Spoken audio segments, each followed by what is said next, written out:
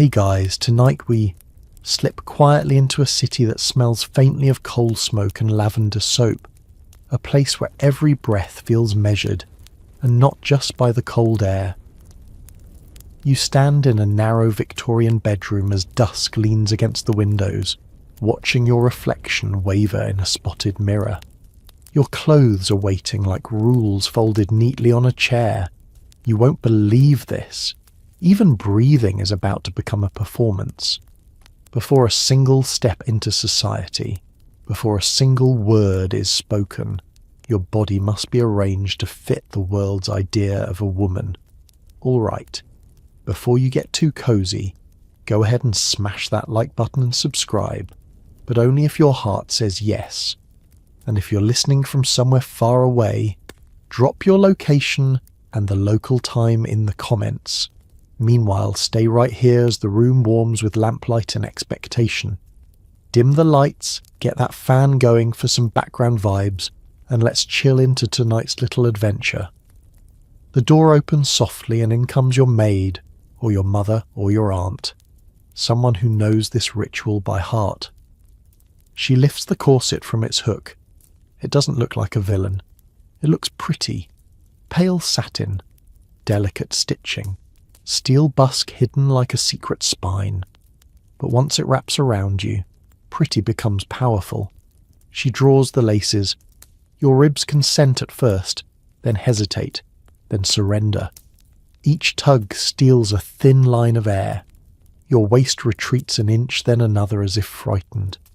You try not to show it on your face. A woman must never look uncomfortable. Remember that. You inhale.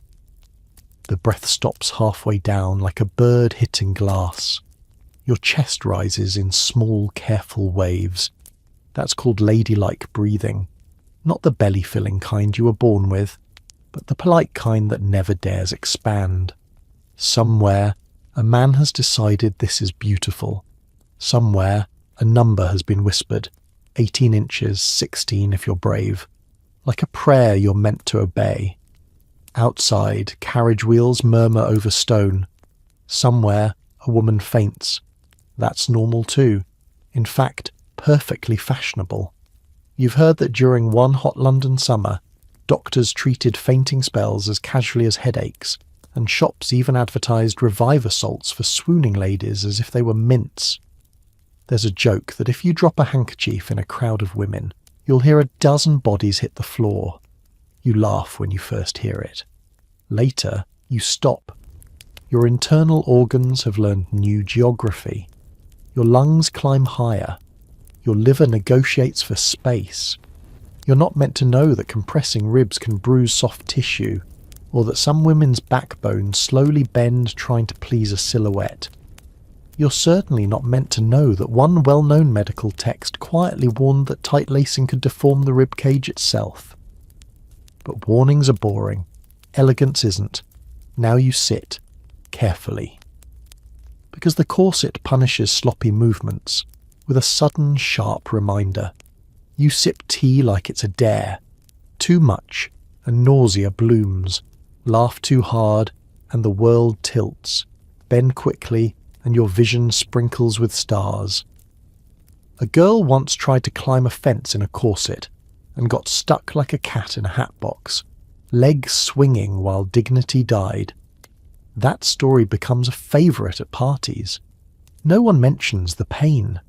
There's a strange comfort in learning the choreography, in knowing when to breathe, when to smile, when to fall silent. It makes the world predictable.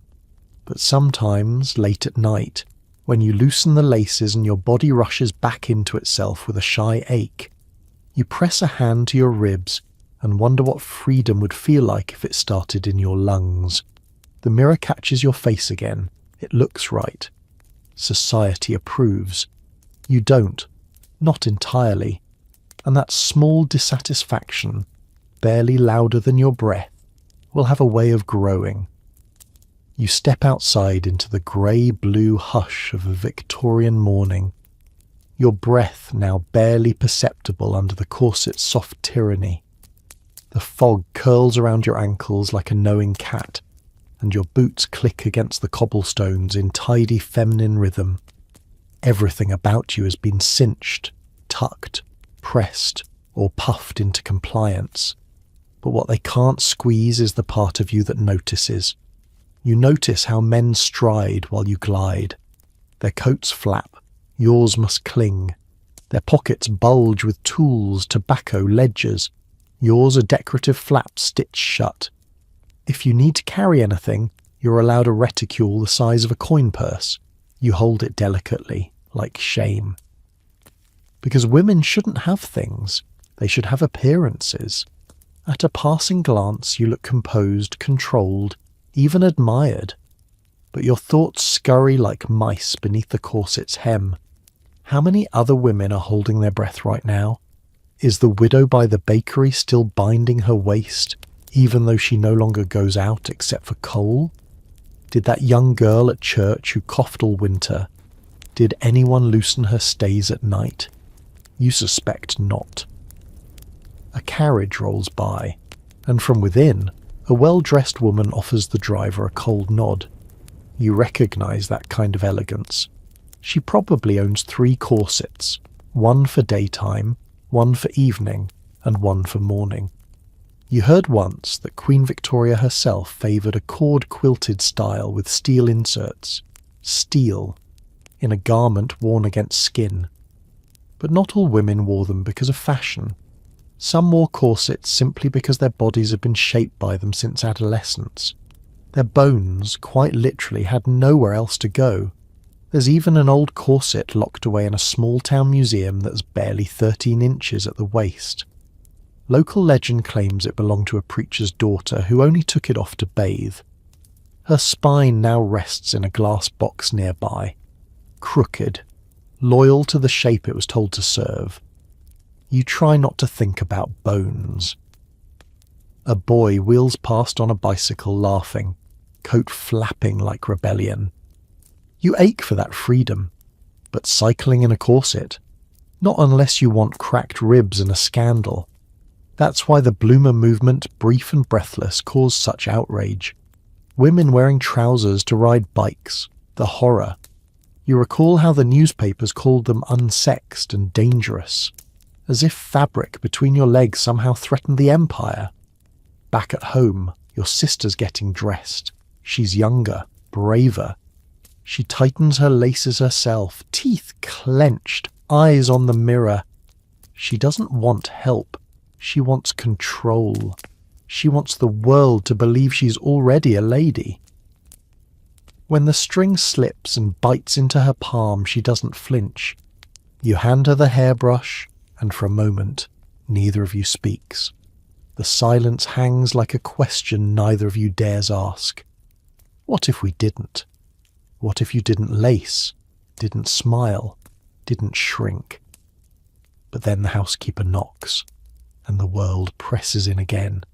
The corset isn't just cloth and steel, it's instruction. Sit like this, laugh like that, stay quiet, don't take up space. It hums beneath every gesture, every choice. You carry it even when it's not on your body. Later, as you lie flat in bed, lungs aching with each too shallow breath, you imagine a version of yourself running, really running, without anything wrapped around your ribs. Not proper, not respectable, but real. And the thought, strange and sudden, feels almost like a full breath. You wake before the sun, your body still tender from yesterday's battle with buckles and bone stays. But today brings a different challenge, one that has nothing to do with breath or waistlines, and everything to do with legs. Because today, you're going out. Not for a stroll, not to church, but to try something bold, something modern, something with wheels. Your friend Alice has a new bicycle. She whispers it to you like a secret scandal, as if she's just acquired a smuggled pamphlet or a forbidden book. A bicycle, she says, with glinting metal gears and thick rubber tyres. It arrived in a crate last Tuesday. Her brother helped her unpack it, but her mother won't even look at the thing. It's sitting in the garden shed like a sin waiting to happen. You visit after tea. The shed smells of oil and mud, and the bicycle leans against a wall like it knows it doesn't belong here. You run your hand over the handlebars, cold and strange. It looks nothing like the sketch you saw in a ladies' magazine, the one with the dainty tricycle and the overdressed woman perched stiffly atop. This machine is sleek, unapologetic. But here's the problem. You can't ride it in a bustle, and absolutely not in petticoats. I brought these, Alice says, opening a satchel. Outspill bloomers. Honest to goodness, loose-legged, ankle-gathered trousers. The kind that set newspaper editors frothing and had preachers thundering from pulpits in 1851. You stare at them as if they might explode. Try them, she urges, and you do, behind the shed, heart racing, fingers fumbling with buttons. The fabric is rougher than you expected. Masculine. Freeing. You step out, half expecting the sky to crack open in outrage. It doesn't. Just a breeze, ruffling the hem like approval. You mount the bicycle with all the grace of a baby deer. Your knees wobble. Your skirt would have tangled by now, but the bloomers hold firm. You press forward, tentative at first, then bolder, and then momentum. The garden fence blurs. Wind sings past your ears. You're moving faster than propriety ever allowed. Alice whoops behind you. For a few glorious seconds, you're both airborne. No corset, no chaperone, no rules. Just two women in trousers tearing up the morning mist. Then you see him. A man on the corner, newspaper under his arm, mouth frozen mid-scowl. He's watching you the way one might watch a runaway pig in the town square. Appalled, confused, a little amused. You slow. The bike wobbles. Your face burns. That's improper, he calls, as if God himself has granted him a badge. I know, you yell back, breathless and grinning. And that's the problem, isn't it? You push on. A child claps. A shopgirl stares. An older woman, bonnet askew, groceries in hand, nods ever so slightly before turning away. Not everyone approves, but not everyone objects either. Later, you and Alice collapse in the grass behind the shed, panting and muddy. She looks at you, sideways. I think we scared the vicar's wife. Good, you say. You don't tell your mother. You definitely don't tell your aunt. But that night, you fold the bloomers and hide them under your bed like contraband. You can't wear them in public. Not yet, but they're waiting. 'Cause it turns out freedom doesn't just live in the lungs. Sometimes it starts in the thighs. The next morning the bloomers stay under your bed, folded like a promise you're not quite ready to keep. You step into your usual skirts, fasten your usual buttons, and pretend, at least for now, to forget what the wind felt like on your legs. But something shifted. You notice things now, like how stairs are harder in a tight skirt, how sitting is a calculation, how crossing a busy street becomes a game of guessing. Can I lift my hem without lifting too much? You pass the tailor's shop and pause in front of the display window. There, on a headless mannequin, hangs a pair of wool trousers with crisp pleats and a row of silver buttons. The sign beneath them says, "Gentleman's riding suit, autumn wait." You try to picture a version of your life where you could ask to try them on, where no one would raise an eyebrow, where no one would whisper. But this is 1887, not a dream. And in this world, women don't wear trousers. Not to school, not to work, certainly not to Parliament, not that you're allowed there either. The newspapers are full of warnings. Trousers will unsex women. Bicycles will make you infertile. Horseback riding astride is unnatural. There's a pamphlet circulating among housewives, The Hidden Dangers of the Rational Dress Movement, that claims loose clothing invites loose morals. You wonder if anyone writing these articles has ever tried to run for the postman in a crinoline. But the logic isn't about safety. It never was. It's about containment, control. Skirts make you slow. Trousers would make you fast. And fast women, in every sense, are dangerous. You're reminded of the story Alice told about a woman in New York who got arrested just for wearing trousers in public. They claimed it was fraud, said she was impersonating a man, but she was just walking to work, just walking, as if movement itself were a lie. And then there's the case of Dr. James Barry, or rather, Margaret, a woman who lived her entire life disguised as a man so she could practice medicine in the British Army, performed surgeries, saved lives, reached the rank of Inspector General, and when she died, scandal, shock. How dare a woman do so much under their very noses? You start to think about clothing less as fashion and more like permission. If trousers can carry a man to university, to office, to courtroom, then perhaps what you wear really is a kind of passport, and yours has borders drawn in lace. Back at home your mother is mending your petticoat. She shakes her head. Nothing lasts, she mutters. She means the stitching, but you hear something else. Later that week, the newspaper prints a letter to the editor from an anonymous gentleman, raging against the sight of women parading around in bloomers. He claims it threatens civilization. You clip it out and keep it. Not because you agree, but because the fury means they're scared. And scared men write letters. Brave women write history. On Sundays, you and Alice still walk past the garden shed. Sometimes you peek in. Sometimes you just touch the handlebars. But every time, you walk a little taller. Because even though the world insists that pants are not for you, your legs remember what it felt like to run without rules. You haven't worn them again. Yet. But that's the thing about forbidden clothing.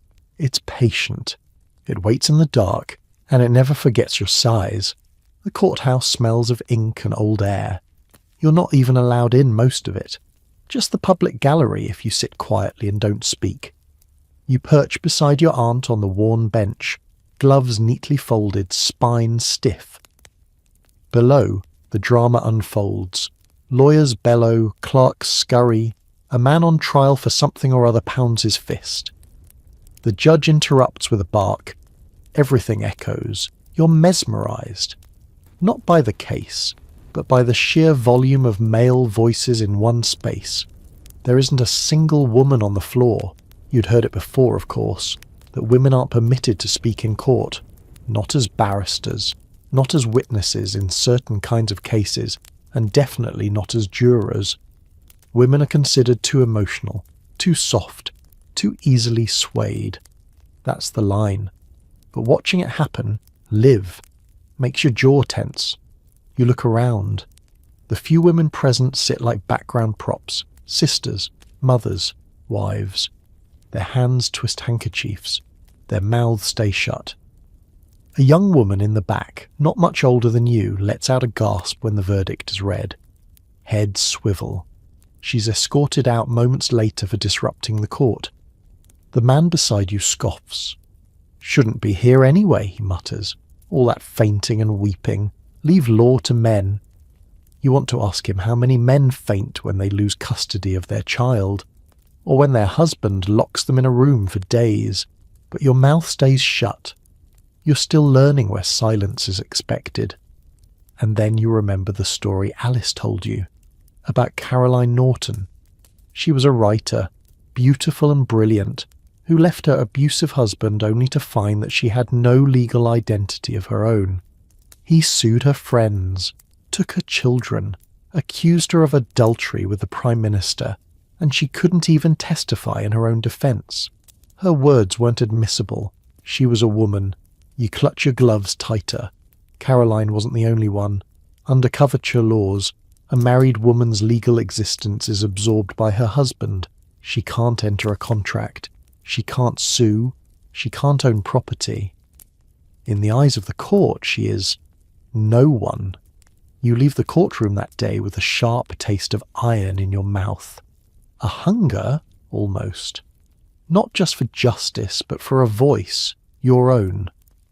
That afternoon, while your cousin rambles about train schedules and your uncle reads aloud from the newspaper, you begin to wonder what it would take to step into that courtroom, not as a spectator, but as a participant. You imagine standing where the barrister stood, robes flowing, voice firm. And the strangest thing, you don't laugh at the thought, you don't dismiss it, you just store it away. That evening you borrow a legal textbook from the library. It's heavy and smells of dust. The librarian raises an eyebrow when you ask for it. "Studying for your husband," he jokes. You smile politely, say nothing. But when you get home, you crack it open and begin to read. The language is dense, hostile even. It's not written for you, but you read anyway, not because you'll be tested, but because one day you want to be heard. And that means knowing their words, their weapons, their walls. You sit by the fire that evening, the legal textbook open on your lap, pretending to knit while your eyes scan the pages. Every paragraph seems built like a fortress, thick with Latin, lined with precedent, bristling with clauses designed to keep you out. Not just you, of course. Any woman, any wife, any mother who might dare to believe that her suffering deserves to be spoken aloud in a court of law. The injustice isn't new, but now you can see its architecture. You flip to the section on property law. It's the same old rule.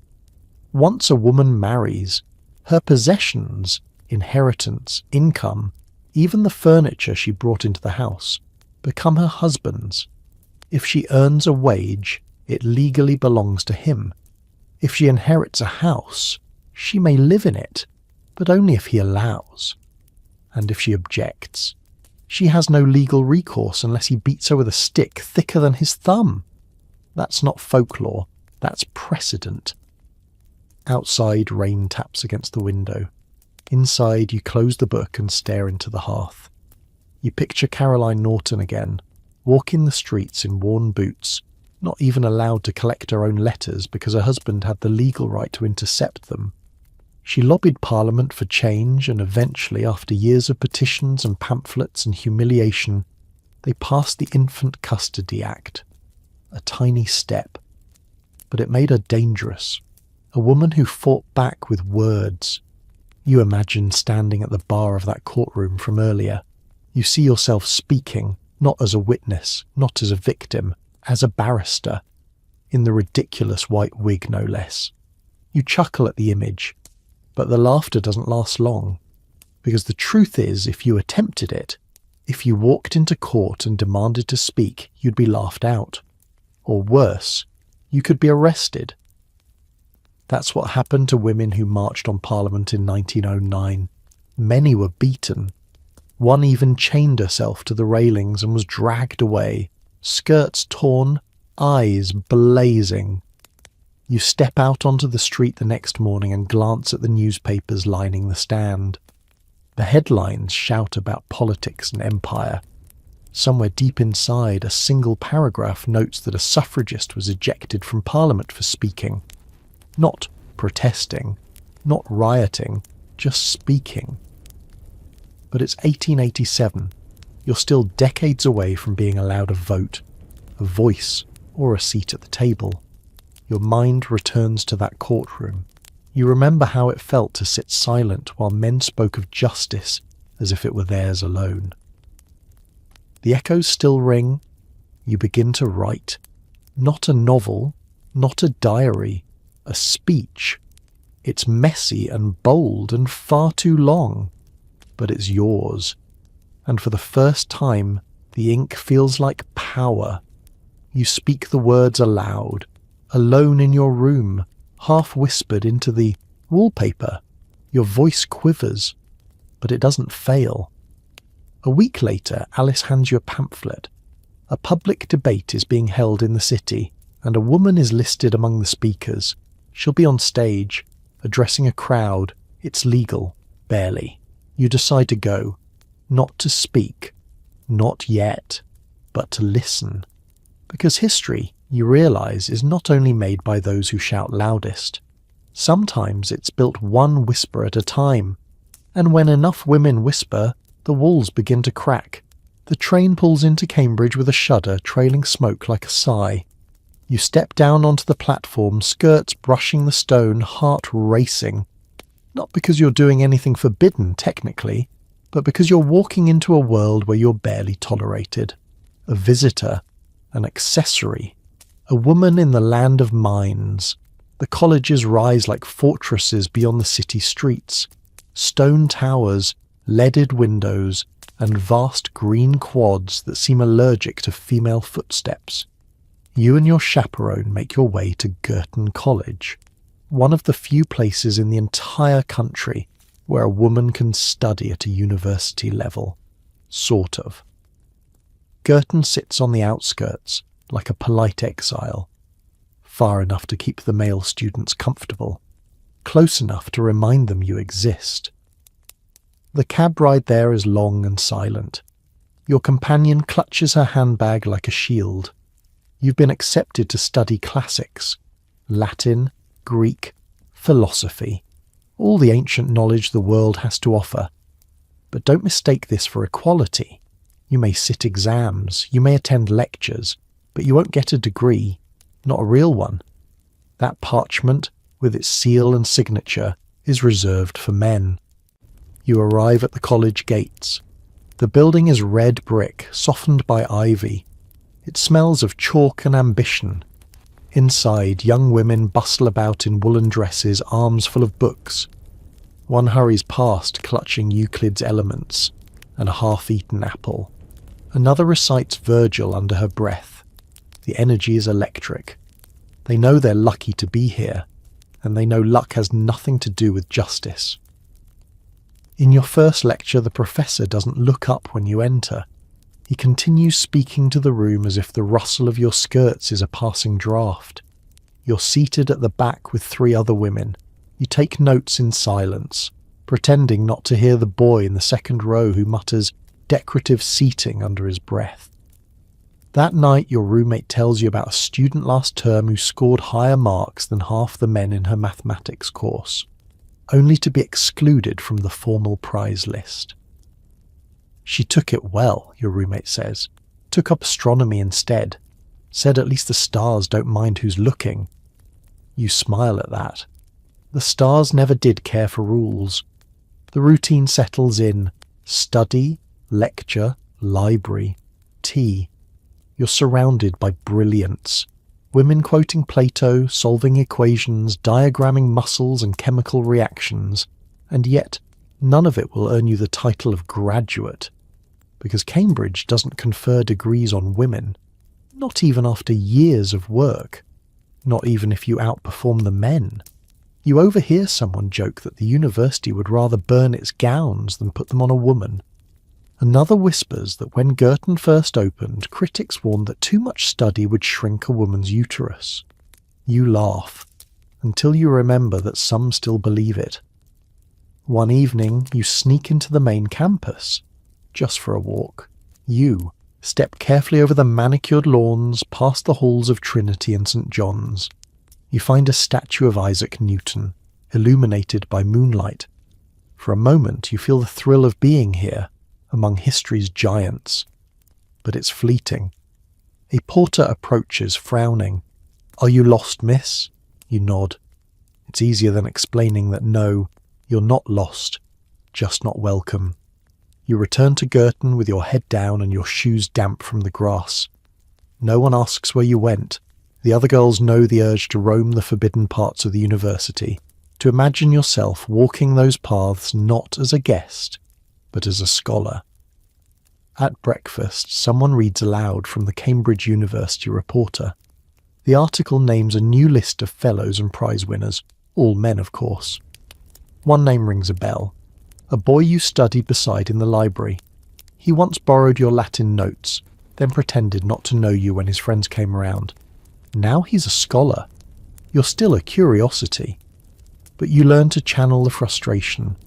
You memorize pages of ancient Greek poetry, declaim Cicero's speeches, work through mathematical proofs until your candle stubs out. You and your classmates argue about Aristotle over tea, sketch diagrams of the solar system in the margins of cookbooks, and correct each other's logic with soft, ruthless precision. The work is rigorous, joyous. It feels like a secret rebellion. And then comes the exam. You enter the hall, quill in hand, satchel bumping your hip. The air is heavy with ink and silence. Rows of desks. Male students glance at you as if your presence might disrupt their thoughts. You sit down and breathe slowly, remembering that day in the corset, the discipline it took to take in less air and still stand tall. This is not so different. Hours pass. You write and write, pages stacked in neat piles. The questions are difficult but not impossible. You leave the hall wrung out, dizzy but proud. When results are posted, your name is there. Not on the official printed list, but scrawled at the bottom in pencil, unofficially, beside the male students you outscored. A small, quiet acknowledgement. Not enough to get you a degree, but enough to let you know you were seen. Your tutor pulls you aside. He congratulates you with all the enthusiasm of a man giving a dog a biscuit for almost speaking English. Very impressive. For a woman. You thank him, and quietly imagine stabbing him with your inkwell. One of your classmates, Eleanor, receives a letter from her father. He's proud, but tells her not to overdo it, or risk becoming unmarriageable. She reads it aloud in the dormitory like a tragic comedy. Everyone laughs, but the laughter feels hollow. The term ends. You pack your books, say goodbye to the ivy and the red bricks. A few girls cry, not because they're leaving, but because they know they'll be forgotten. Their work won't appear in alumni rolls. They'll never be called doctor or master. They will return home as clever daughters, not scholars. On your final morning, you walk once more across the quiet quads. The sky is pale. You touch the worn stone of the lecture hall and whisper a silent vow. One day, a woman will stand here and be handed a degree with her name on it, not in pencil, not in footnotes, but in ink. You board the train with your books in your lap. A man across the aisle sees Euclid's Elements and asks with a smirk, "Is that for your brother?" You look him in the eye. "No," you say, "it's mine." Your boots click against the paving stones of a narrow London street, the fog curling in low from the Thames like a worn shawl. You're 20 now, educated, articulate, and armed with more Latin than most clerks. But none of it guarantees you work. Not the kind that pays properly. Not the kind that matters. The truth hits you as you stand outside the glass-fronted employment office, the list of available posts fluttering on a notice board nailed to the wall. Typist, seamstress, nursery maid, companion to elderly widow, assistant in a millinery shop. Not one mention of law clerk, bank officer, engineer, or anything that might justify your schooling. Your fingers twitch around the envelope in your hand, your references, your glowing letters, and you begin to wonder if they're just glorified bookmarks now. Inside the agency, a woman peers at you from behind a desk stacked with files. She wears a pince-nez and the patient expression of someone who's had this conversation too many times.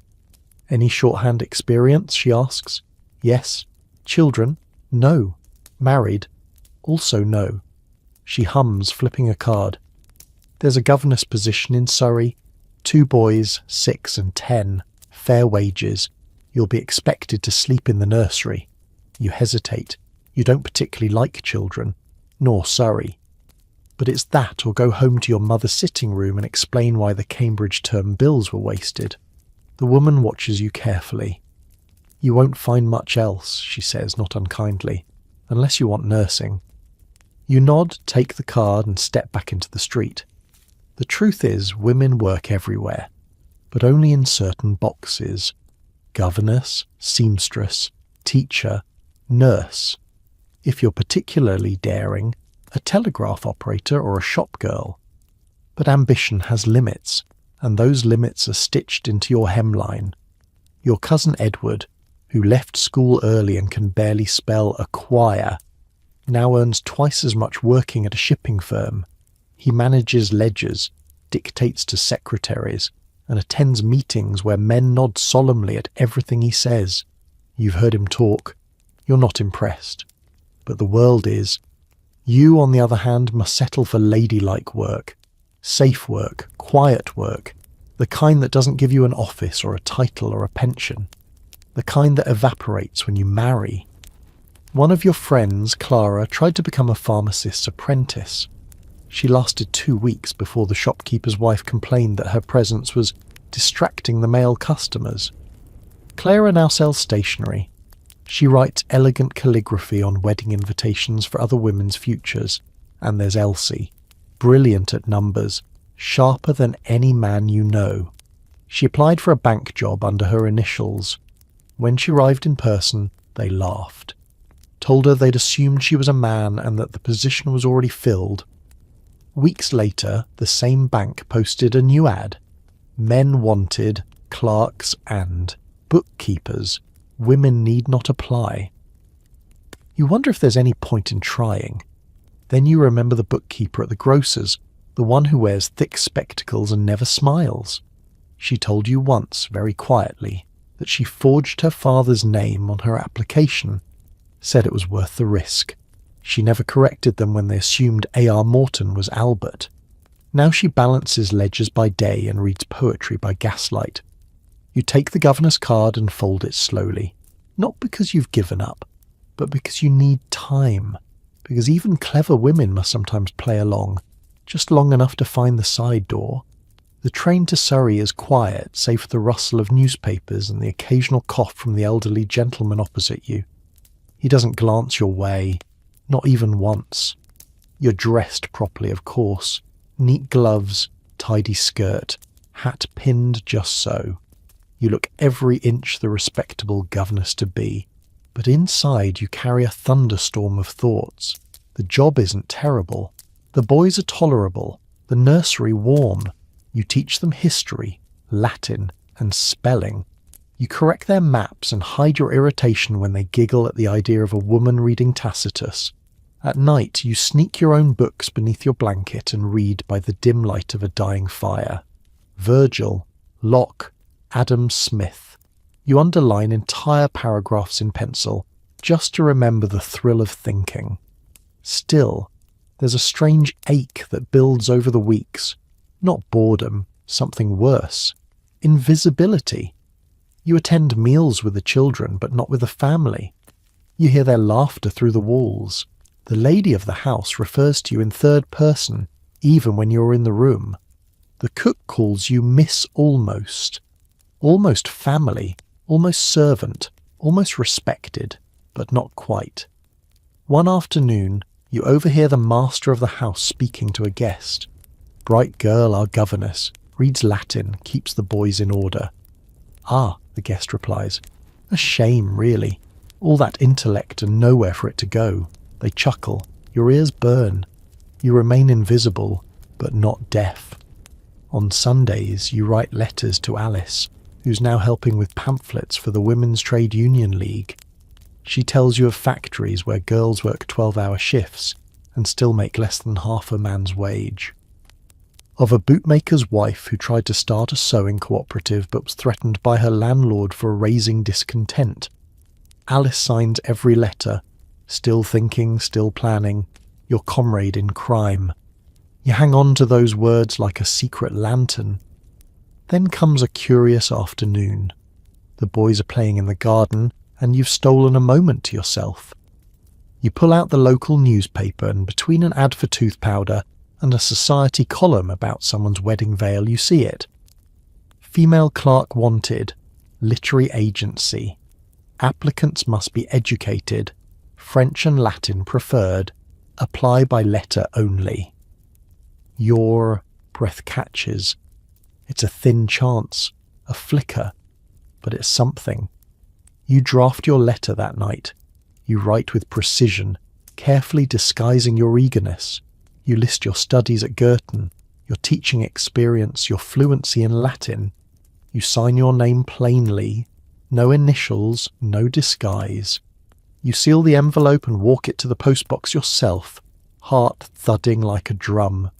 A week passes, then 2. Then, one Tuesday morning, a letter arrives addressed to you. Not to the lady of the house, not to Miss Governess, to you. It's on crisp cream paper and smells faintly of ink and London. Dear Miss, we would be pleased to meet you next Thursday regarding the clerkship. Kindly attend at 3 p.m. That's it. No frills, no fanfare. But your hands shake as you read it again. Not because it's a promise, but because it's possibility. You tell no one. Not yet. Let them think you're tutoring spelling. Let them imagine you ironing Latin into little boys' brains while you secretly build a bridge out of this life. And that Thursday you leave for London in your best coat, head high, gloves firm, heart full. Because maybe, just maybe, there's work out there with your name on it. Not your husband's, not your father's, yours. London smells different when you return with a letter in your pocket and something like ambition in your chest. Not the hesitant kind you wore back in Surrey. This is bolder, sharper. You step off the omnibus near Bloomsbury and look up at the grey stone building that houses the literary agency. It's less grand than you expected. Narrow doorway, cracked window pane, a bell that jangles like it hasn't been dusted since Gladstone was young. Inside, a secretary, also a woman, eyes you from behind a desk piled with manuscripts. She looks tired but curious. You're here for the clerkship, she asks. You nod. She disappears into a back office. A moment later, a man in a pinstripe waistcoat emerges. He peers at you over wire-rimmed spectacles, says nothing for a long beat, then gestures with his head.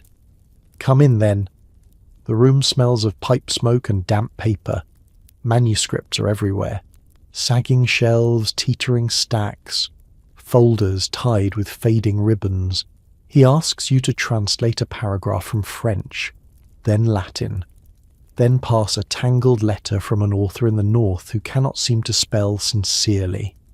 You work quietly, precisely. You feel his eyes on your fingers as you write.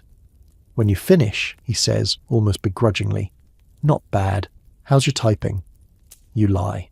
"Fast," he shrugs. "We'll see. You can start Monday. 15 shillings a week." It's less than half what a male clerk earns. But it's money. Your money. You leave the building lighter than you entered. You feel for the first time the weight of something new. A key. Not to a room or a desk, but to yourself. You've cracked open a door, and though it's narrow and the hinges creak, it leads somewhere. The job is a whirlwind. You sort manuscripts, transcribe pages late into the night, manage correspondence between writers and publishers. Most of the authors assume you're a secretary. A few are polite. Some sign their letters "Dear Sir" despite knowing your name. One calls you Miss Typing Hands. You file his contract with a smirk. But what surprises you is this. You love it. The smell of ink, the rhythm of keys, the chaos of words stacking into stories. You love watching ideas arrive tangled and leave polished. You love reading novels before the rest of the world does. You stay late, often. Not because you're told to, but because you want to. You learn the agency's systems, the gossip, the financial ledgers. You find yourself noticing which authors sell and which ones whine. You begin keeping a list of your own ideas, stories that haven't been written yet. Not because you plan to write them, not yet, but because they live somewhere behind your ribs and deserve a place to wait. And then one day, it happens. A letter arrives addressed to Mr. Joseph L. Harding. The envelope is sealed with violet wax. The managing agent hands it to you without looking. "File that," he mutters. You turn it over. The handwriting is familiar, slanted, elegant. You realise it's from Mrs. Eliza Travers, one of the firm's best-selling novelists. She's never visited the office. She writes from Devon, sent her manuscripts by post, and her books fly off the shelves. You open the envelope and freeze. "Dear Sir," it begins, "I was recently informed that my correspondence is being handled by a young lady named Miss Harding. Allow me to say, your letters have been clearer, kinder, and far more competent than any I've received in my years with the firm. If only women ran more offices. Please do convey my gratitude." You reread it twice, then again. She knows, and she approves. You tuck Eliza Travers' letter into your skirt pocket, fingers trembling just slightly. You could show it to your employer, use it to negotiate, better pay, recognition, even a raise, but you don't, not yet. Some victories are sweeter when savoured in silence. That evening you write a reply on her behalf, modest, professional, and full of the polite formality expected from a male clerk. But before you seal the envelope, you slip in a personal note on your own stationery. Just a few lines, unsigned. "I'm grateful you noticed. Women like us build things even when no one looks." You mail it before you can second-guess yourself. The office grows busier as winter approaches. More manuscripts, more chaos. The partners begin relying on you without realising it, asking where contracts are kept, what clients have been paid, which proofs went to press. You answer without pause. You've built a map in your head, the kind only invisible people have time to draw. But while your workload grows, your title does not. You're still the girl, Miss, that quick one. One afternoon, while juggling a tray of tea and a stack of rejection letters, you overhear the junior agent remark, "She's smarter than I am, but she's got the wrong set of trousers." They laugh. You don't. Afterward you find a quiet corner and breathe deep. It's not the cruelty that stings. It's the accuracy. No matter how capable you are, your waistband keeps you in place. Later that week, the agency receives a new submission, a sharp little novel set in a girls' boarding school, filled with biting wit and quiet rebellion. The manuscript arrives anonymously. Your manager skims the first page and tosses it aside. "Another sentimental scribbler," he mutters. You rescue it from the bin. That night, you read the whole thing in one sitting. It's brilliant. Not flashy, just honest. The voice feels like yours, like Alice's, like every girl who sat at the back of the room with her hand raised and was never called on. You slip a note into the file and leave it on your manager's desk. This is worth a second look. 2 weeks later, the agency offers the writer a contract. The author's name, E.R. Hartwell. No first name, no gender. You grin. When the book is published the following spring, it's a quiet success. The reviews are generous, if slightly puzzled. Surprisingly sharp for such a modest little book. Unusual insight. Perhaps the author is a schoolmaster. You and Alice celebrate with cheap champagne in her flat above the printer's shop. She reads the reviews aloud with dramatic flair, then leans in and whispers, "It was you, wasn't it?" You shake your head. Not this one, but maybe the next. Because now you know, there's a way in. Even if the door says men only, there's always a window, cracked just enough for someone like you to slip through. The next day, you arrive at work early, open a new folder, and begin typing a letter, not on behalf of a client, but for yourself. A pseudonym, a plot, a pitch. You've watched how stories move through this place. You know which editors are sympathetic, which ones will take a risk. And just like that, you begin your double life. Clerk by day, writer by candlelight. Outside, London grumbles on. Carriages, boot heels, fog. But inside this tiny office, under the nose of men who think you're only good for filing, you're building something bold, something with your voice, and they won't see it coming. The proposal comes on a Tuesday. A thin envelope, cream-coloured, with your name in confident blue ink. It arrives at your boarding house, tucked among circulars and bills. You open it slowly, expecting another rejection from a literary magazine, or perhaps an invite from Alice to another suffragist lecture. But instead it's a marriage proposal. You read it twice before sitting down. The man is familiar, mild, agreeable, with kind hands and a tidy income. You met him at a bookseller's salon weeks ago. He said he admired women with a bit of education, said it like it was a novelty. You'd smiled politely, and now here it is, in ink, a proposal, respectful, thoughtful, promising a quiet house, stability, and a future filled with books and children. He even writes, "I fully support your intellectual interests. You may keep reading philosophy if you like," as if it were a hobby, like embroidery. You fold the letter and stare out the window. Below, the street bustles, schoolboys in caps, a woman with a basket of pears, a lamplighter preparing for dusk. They move through the world without knowing what's just been asked of you.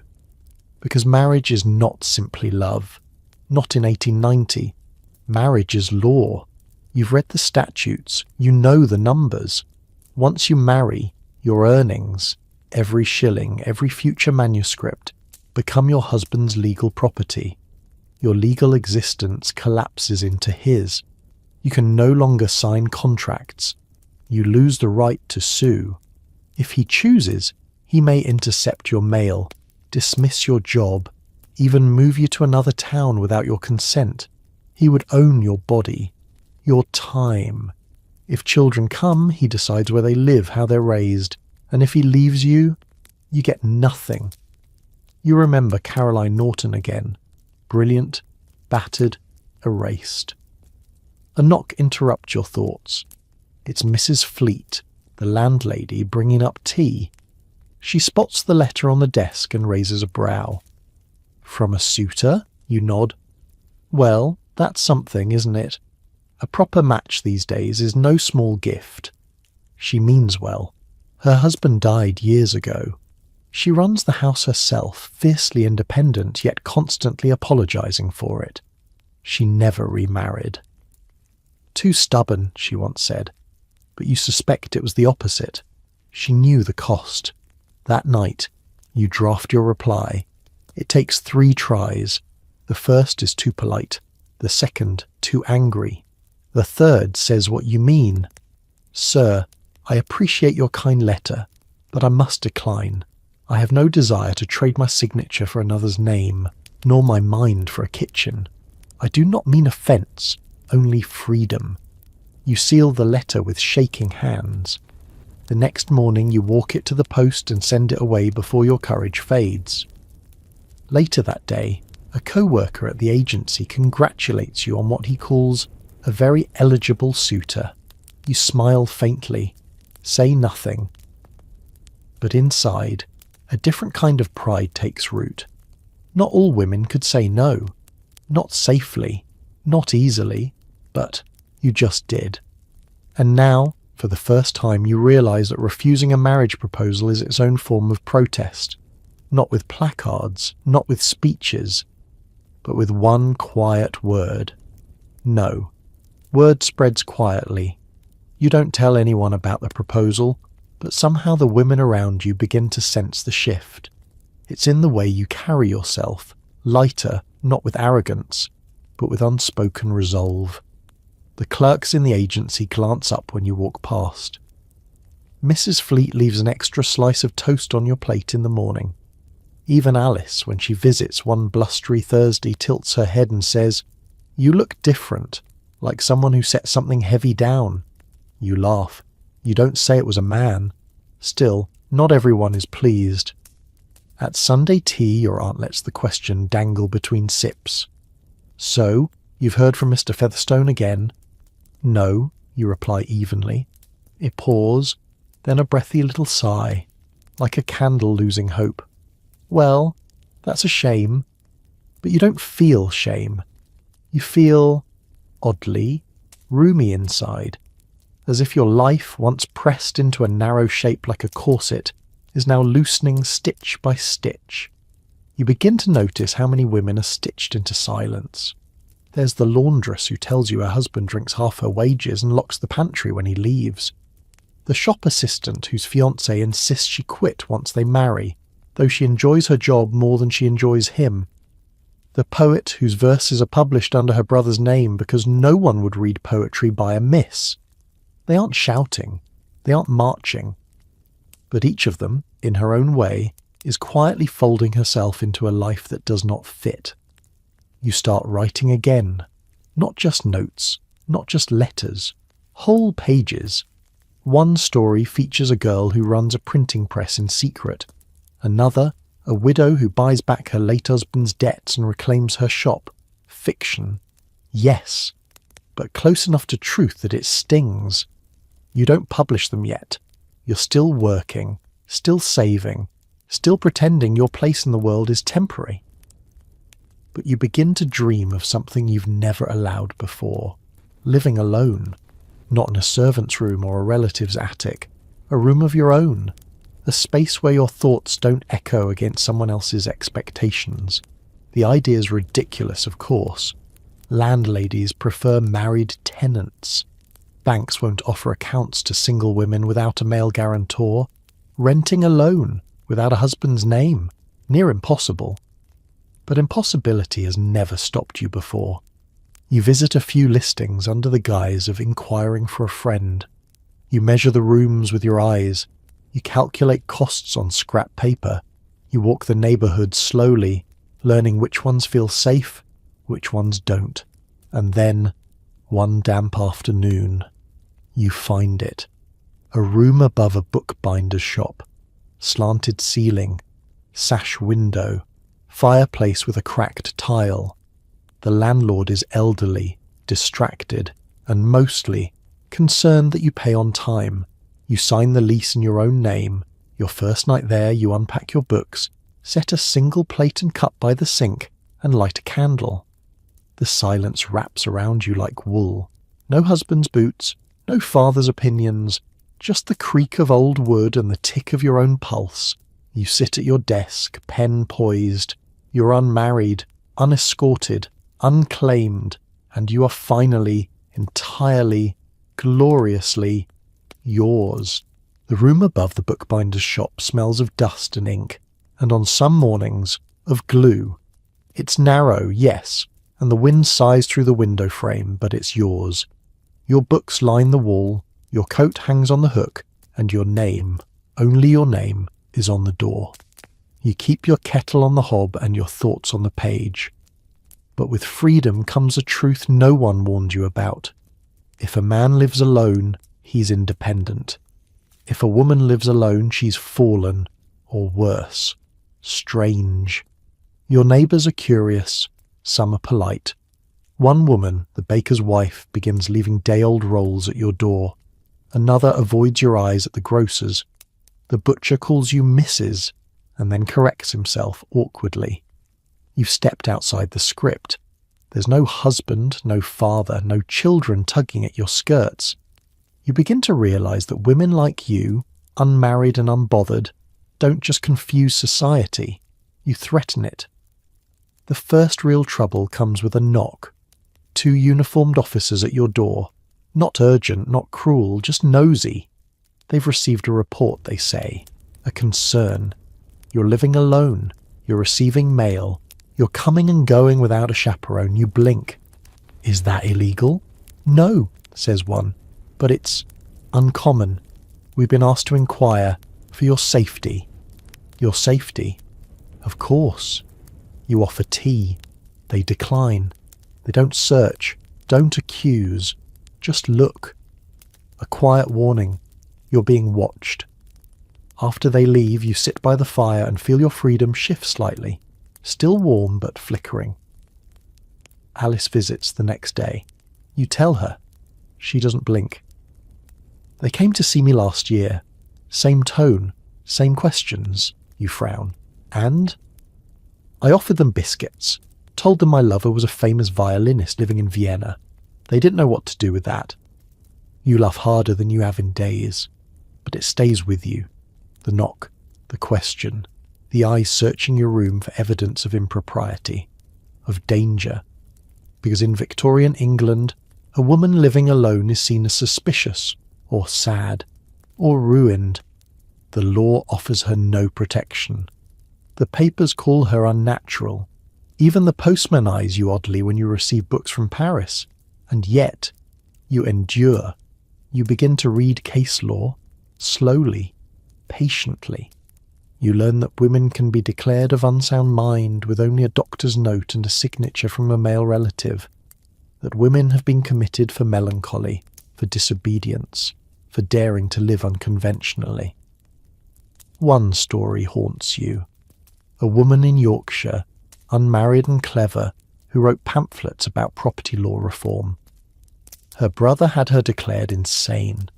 She died in an asylum 6 years later, her writings burned. You tear the article from the paper and keep it folded in your journal, not to frighten yourself, but to remember what's at stake. Because your rented room is not just four walls, it's an act of resistance. You begin to write more urgently. Not only fiction now, but essays, observations, small critiques of the systems around you. You sign them with initials, sometimes with a male pseudonym, sometimes with none at all, and when they're published, scattered through minor journals tucked between columns on trade or literature, you clip each one and paste it to the inside of your cupboard door. Your words are out there, and no one, not a husband, not a father, not a lawman, gets to decide what they mean. You begin to notice the ways in which women like you vanish, not in death, but in the living sense, erased softly without noise. The landlady across the alley had a sister once, talked about her often, then one day stopped. When you asked, she looked away and said, "She married a banker, moved to Kent." But her voice thinned, like fabric worn too many times. You sensed the truth lived somewhere under the hem. Another woman in your building used to teach piano. A widow, cheerful, precise. One afternoon, she's gone. Just gone. No explanation, just whispers that her late husband's cousin had concerns, that she'd grown troubled. You find her teacup still on the windowsill the next day, cold, full, forgotten. Your own name appears on a flyer tacked to a door. Ladies in rooms, caution. No accusation, just insinuation. A soft poison, seeping into the walls. And yet you stay. You write. You breathe. You walk freely. Evening strolls become your balm. You wander through Bloomsbury, past gas lamps flickering like uneasy thoughts, past shops and schoolboys and couples who stare just a moment too long. You wrap your shawl tighter and keep your eyes forward. One night you pass a man slumped on the curb, coat torn, bottle in hand. No one stops. He's a drunk, nothing more. But you wonder, had he been a woman, alone, staggering at that hour, what would have happened? Would she be offered help? Or labelled immoral? Mad? Taken away? You know the answer. The world makes excuses for men, but a woman alone must account for every step, every shadow, every cup left out of place. One morning you receive a letter from a young woman who read your latest essay, published anonymously in a small reform journal. Her handwriting is shaky but passionate. "I don't know who you are, but thank you. I read your piece 3 times. It was the first thing that made me feel sane in months. My father says I think too much, that thinking makes women unwell. I thought maybe he was right, but now I think he's just afraid." You reread the letter, heart thudding. Someone heard you. Someone needed it. That night, you light a candle and write back. You don't sign your name, just 2 words. Keep thinking. Soon, more letters arrive. Small ones, careful ones, folded in violet paper or brown wrappers. Some are from girls in rural schools, others from widows, a seamstress, a nurse. One is from a housemaid who read your essay while cleaning her, employer's study.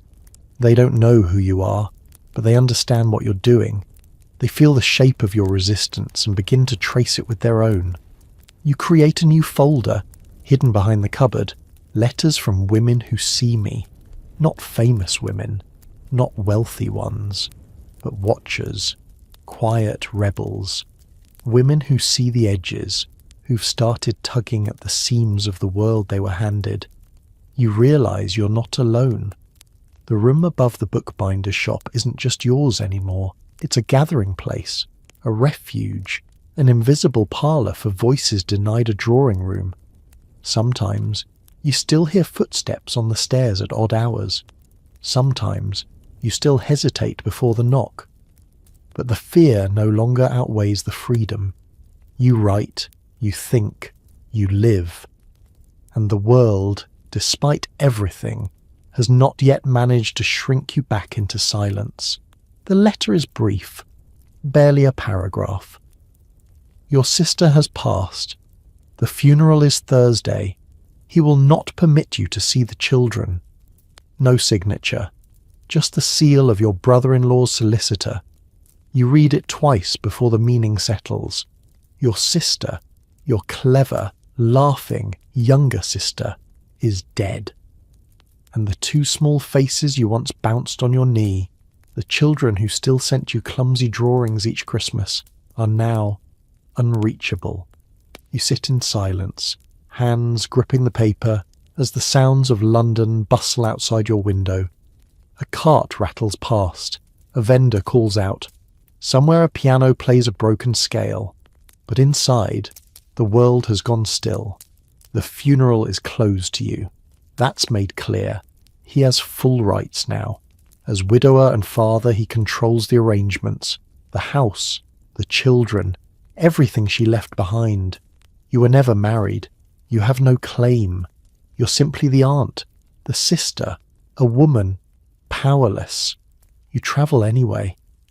The village is cold and narrow, the streets lined with hedges that never learn to smile. You wear black, of course, and keep your head low as you walk past the churchyard. The gate is closed. You don't try to enter. You just stand outside the iron bars, watching shadows move between the gravestones. Somewhere among them is her name. Your hands stay folded. The wind bites your cheeks. You're not invited to grieve. Later, you circle to the house. Her house.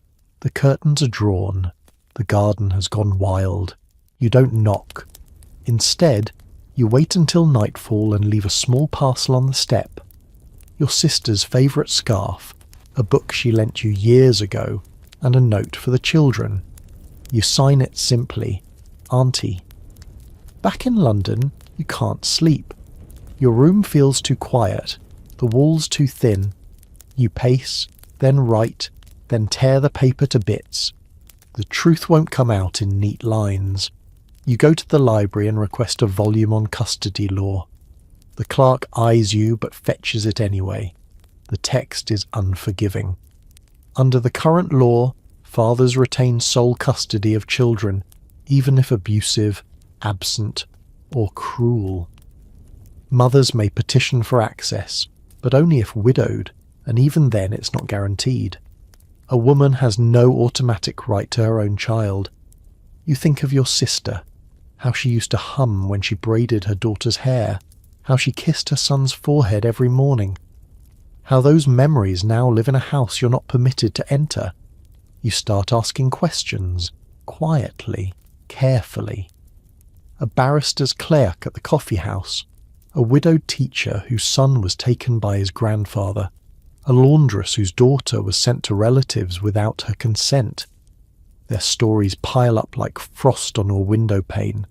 Cold, quiet, undeniable. You write again. An article this time, anonymous, titled A Mother's Silence. It's sharp, clear, and full of fire. You send it to a reform journal, not expecting much. 2 weeks later, It's published. It sparks something. You receive more letters, some from women who lost custody, others from those too frightened to try. One includes a clipping from the Times. A judge has ruled in favour of a mother retaining limited access to her children after separation. It's not a victory, not yet, but it's a tremor, and you're part of it. You pin the article to your wall, not because it fixes anything, but because it reminds you grief denied becomes fuel, and silence, when broken, echoes further than you think. The ache lingers, not just for your sister, but for the shape her absence leaves. Those children now fenced off by a law that treats mothers as temporary and fathers as absolute. You can still see their faces if you close your eyes. Her daughter with a dimpled chin, her son with his curious frown. You wonder if they've been told why you don't visit, or if slowly you're being erased from their lives like chalk in rain. You channel the ache into words. You write letters, not to the children, not anymore, but to Parliament, to editors, to reformers. You send them under pseudonyms, under initials, folded carefully so they don't tear in the envelope. Some are published, others are ignored. But each one carries the quiet fury of a woman who has seen how swiftly love can be deemed irrelevant by statute. You join a small group that meets in the back of a charity hall once a week. The women there are older, mostly widowed, mostly tired. But they know the law like midwives know pain. One has been petitioning for custody reform since before you could read. Another has 4 daughters and keeps a folder of news clippings in her knitting basket. You listen more than you speak. And then, one evening, you read your article aloud. The room goes still. One woman wipes her eyes. Another nods slowly. At the end, someone says, "You should send that to Lady Stanhope. She has the ear of an MP." You do. Nothing happens for a month. Then, in early spring, you receive a brief note. Handwritten, fine ink, firm strokes. "Your article was brought to my attention. Would you be willing to meet to discuss your views further?" It's signed Eleanor Stanhope, a baroness, a real one. You travel to her home with trembling gloves. Her drawing room is all blue silk and brass. She listens with narrowed eyes and a frown that looks like deep thought, not disapproval. She asks questions, sharp ones, not about your feelings, but about legal structure, precedent, case law. You answer everyone. She doesn't smile, but she nods. "I think you should help draft the petition," she says. "You write well and you understand the issue. It will carry more weight with your hand behind it." You stare. This is no pamphlet. This is not a quiet corner of a journal. This is the beginning of a legal appeal. You nod. That night, back in your small room, you light every candle you own. You spread your notes across the floor and begin again. Not as a grieving sister, not as a vanished aunt, but as a woman with a pen sharp enough to rattle Parliament's windows. Over the following weeks, you work in silence, balancing manuscripts by day and drafting policy by night. You correspond with barristers, review precedents, polish phrasing until each sentence hums with clarity and pressure. The final version is 3 pages, firm, focused, human. You watch as Lady Stanhope reads it over, nods once and says, "It's time." When the petition is presented, your name is not on it, but your words are. And when the vote comes, narrow, reluctant but real, a clause is passed allowing mothers the right to petition for joint custody in cases of separation, limited but legal. The newspapers barely mention it, a few lines tucked between shipping news and cricket scores. But you clip it anyway, paste it next to your sister's last letter, because this is for her, and for the children who still don't know why you vanished, and for the women who never got to say goodbye. The hospital smells of carbolic and chalk, an acrid sterility that clings to the back of your throat. You're here on an errand, A delivery from the agency to one of the physicians who occasionally moonlights as an editor. Nothing more. Just a stack of papers tied with string, meant to land on the desk of Dr. Russell. But you linger. You've never seen the inside of a hospital ward before. Not like this. Not as an observer, and certainly not as a man might. Moving freely, clipboard in hand, notes in pocket, voice raised without apology. Nurses dart between beds like sparrows, their aprons stiff and stained. Patients groan softly behind thin curtains. A boy weeps in a corner as a woman with red-rimmed eyes presses a damp cloth to his forehead. At the end of the hallway, a doctor strides past, his coat flaring like a banner. He does not look at you. You find the office.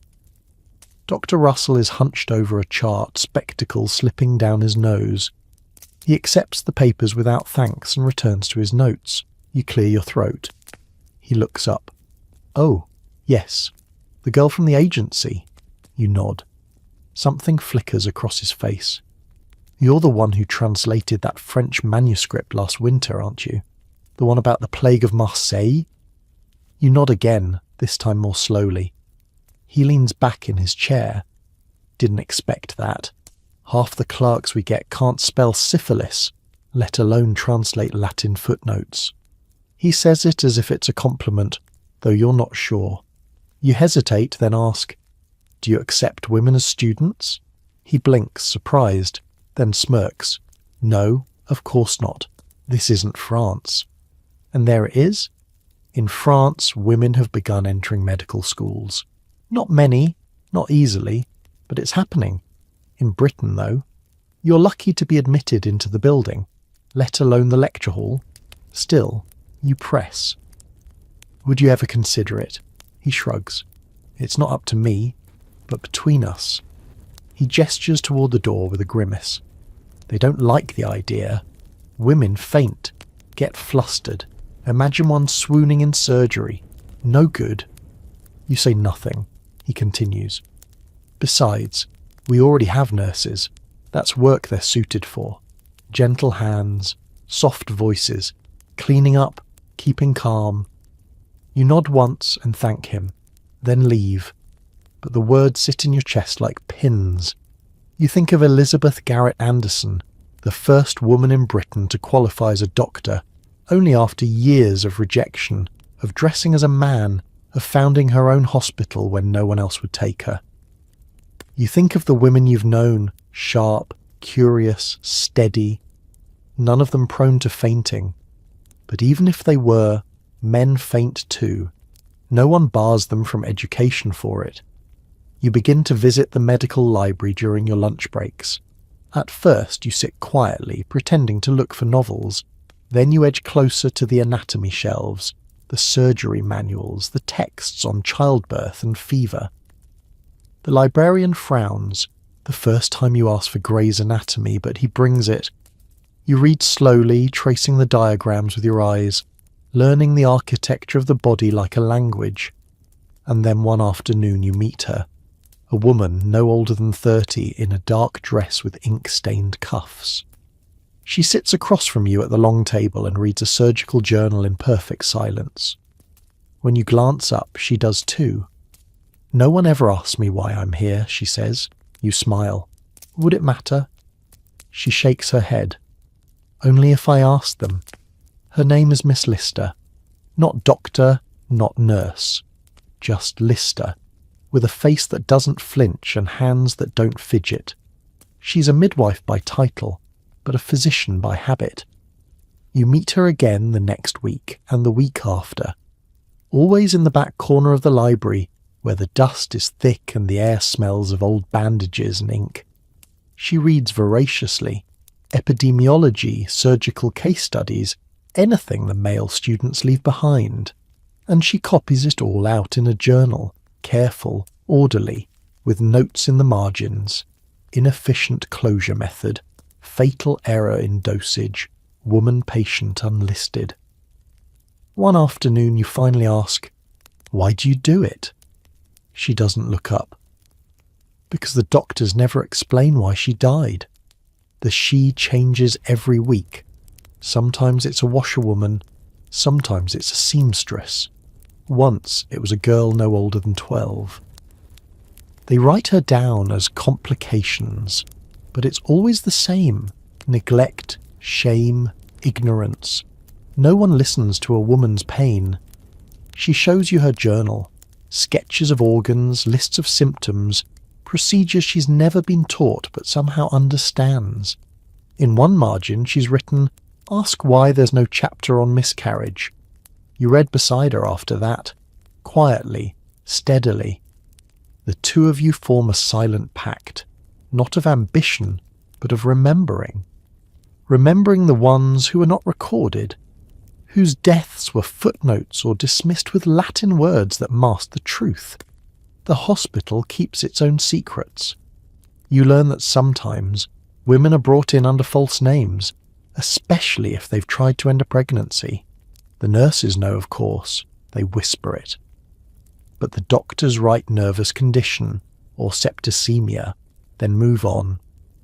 One day, you follow Lister through a side door, past linen closets and quiet halls, to a ward they don't show to visitors. There, women lie curled in narrow beds, some too thin, others too still. Lister checks pulses, dabs brows, murmurs kindness where the doctors offer only absence.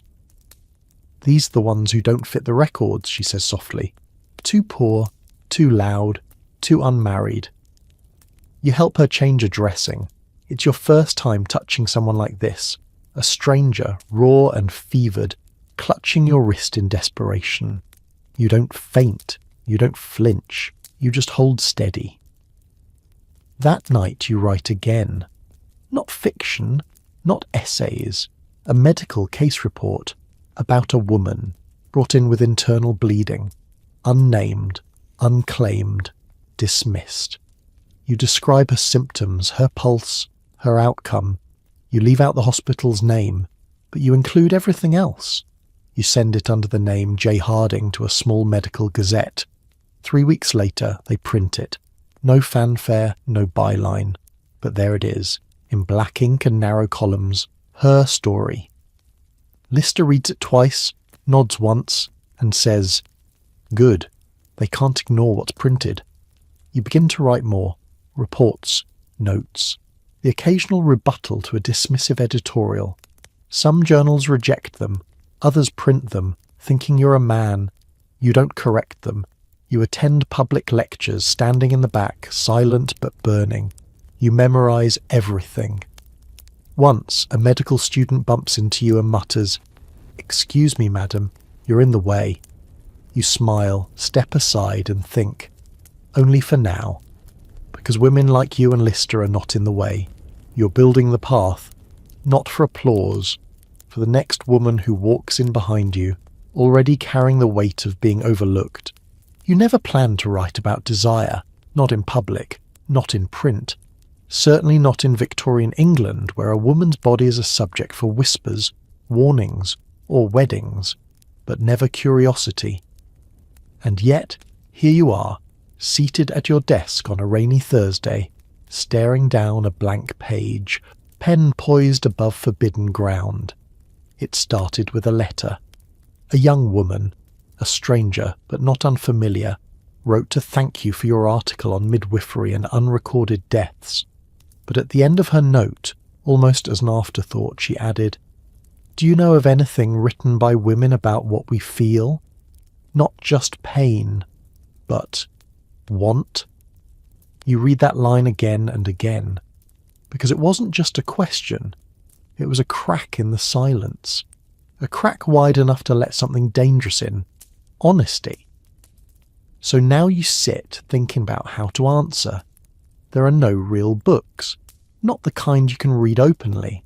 There are medical texts, of course, cold, clinical, written by men who treat the female body like a malfunctioning device.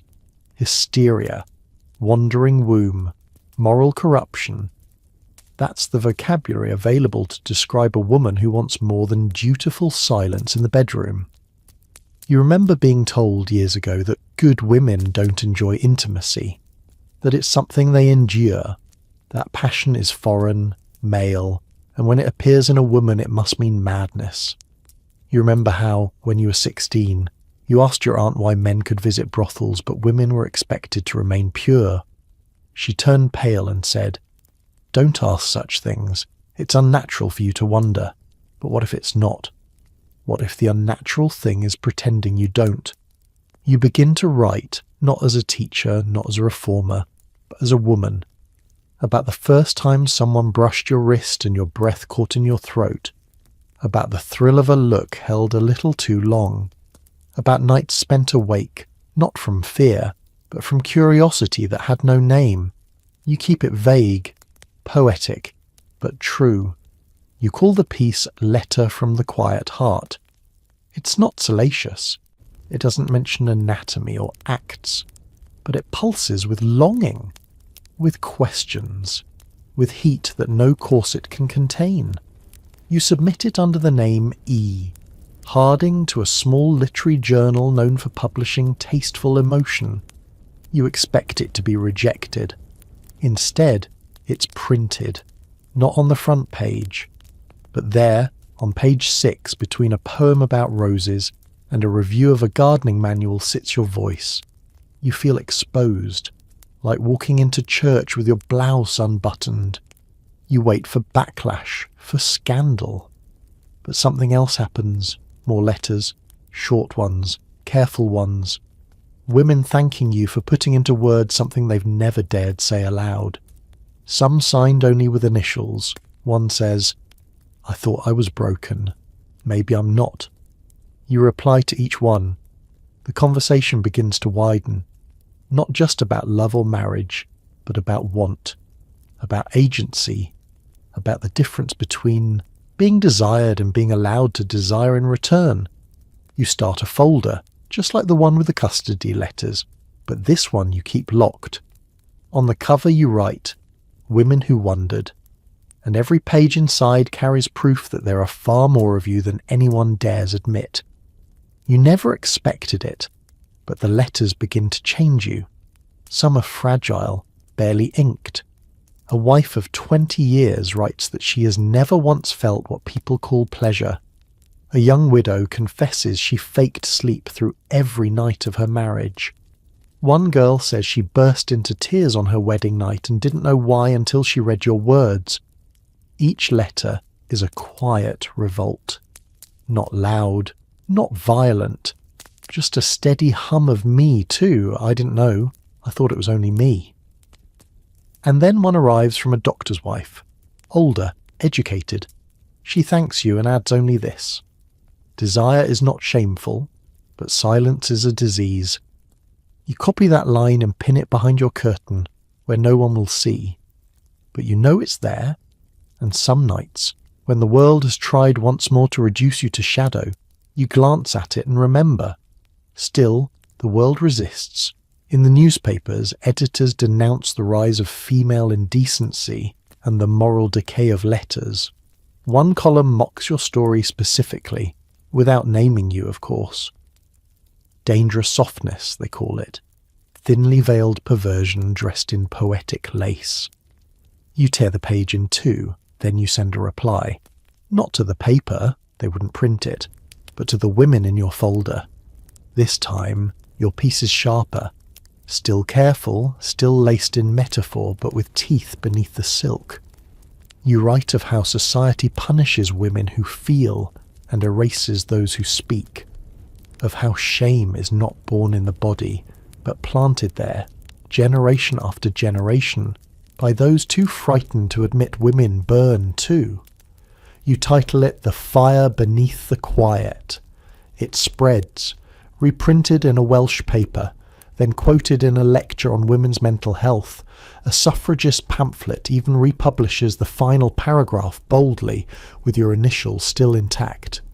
Suddenly your quiet words are not so quiet, and neither are the consequences. One afternoon your landlord knocks, not Mrs. Fleet, a man you've never met, her cousin, newly managing the property. He says your rent will be increased, no notice, no explanation. Just a polite smile that doesn't meet his eyes. You know what this is.